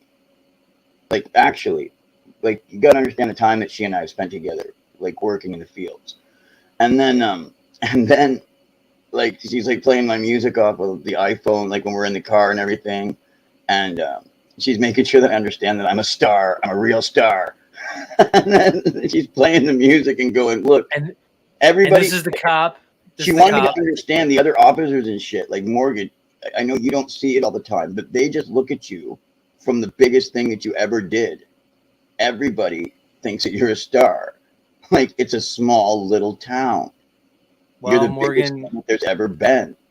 You are a star, man. Certain people are just a star from their very nature. All right, I'm going to wrap the show. Much love, Morgan. Get out of here. And that was my cop shop. And then they just continued to be like kind and fawn all over me. And then the justice was the same way. Oh, love her. She was very good and respectful. It's just that she was like, how do I know if you miss court or not? People miss court. Released. Bang. There you go, man. But it's Canada. Because I'm a lawyer, they're like, which date would you like? You can have this judge or this judge. I'm like, oh, I like the same one that I've had. Like, great. That'll be this one on this date. All right, Morgan, adios. Get out of here. There he is, Morgan, everybody. God, that Eric. It's funny. Like, you find these characters, these people that are so interesting because their personalities are interesting. And Mr. Flat Earth Eric's one of them. And he is the Flat Earth Jack Talcott. There's no doubt about it. All right, I've pretty much said everything there is to say. Show went really long today. I think because I was off yesterday. Guys, sometimes I'm like, I'll get done a show and I'm like, oh, I'm never going to do a show again. Why am I doing this? And then invariably by the next morning, I'm like, okay, time for the show.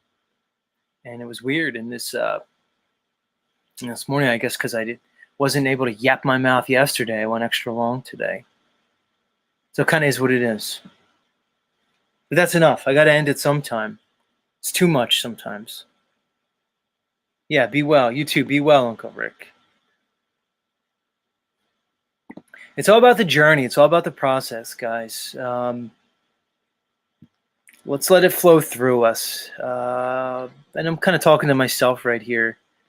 I have a tendency to overanalyze things, and I have a tendency towards perfection. I was always like kind of a perfectionist. A lot of it's trying to let go of those tendencies and just to show up and not allow myself to overanalyze things to a point where I reach a state of paralysis. And that's what I'm doing with the show. Because my energy with the show is I want like every second to be gold, as good as it could be within my abilities and my talents. But a lot of it's just letting it breathe. So if we go overtime some days, we do it. It's fine. Yeah, right on, guys. Right on. So, official ending commencing now. That'll do it for another episode of Z Show. And it is a show, guys. I do it like a show for a reason. I call it a show for a reason. I don't want it to be like just me all the time. I like the parameters of a show. Different segments. And more will we'll play with some of that. Like today, I played that interaction with the policy enforcers and that young lady whose life is taken.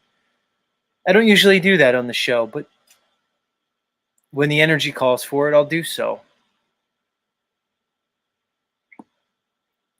That's it, everybody. Yeah, we'll do it again tomorrow if the fates are willing.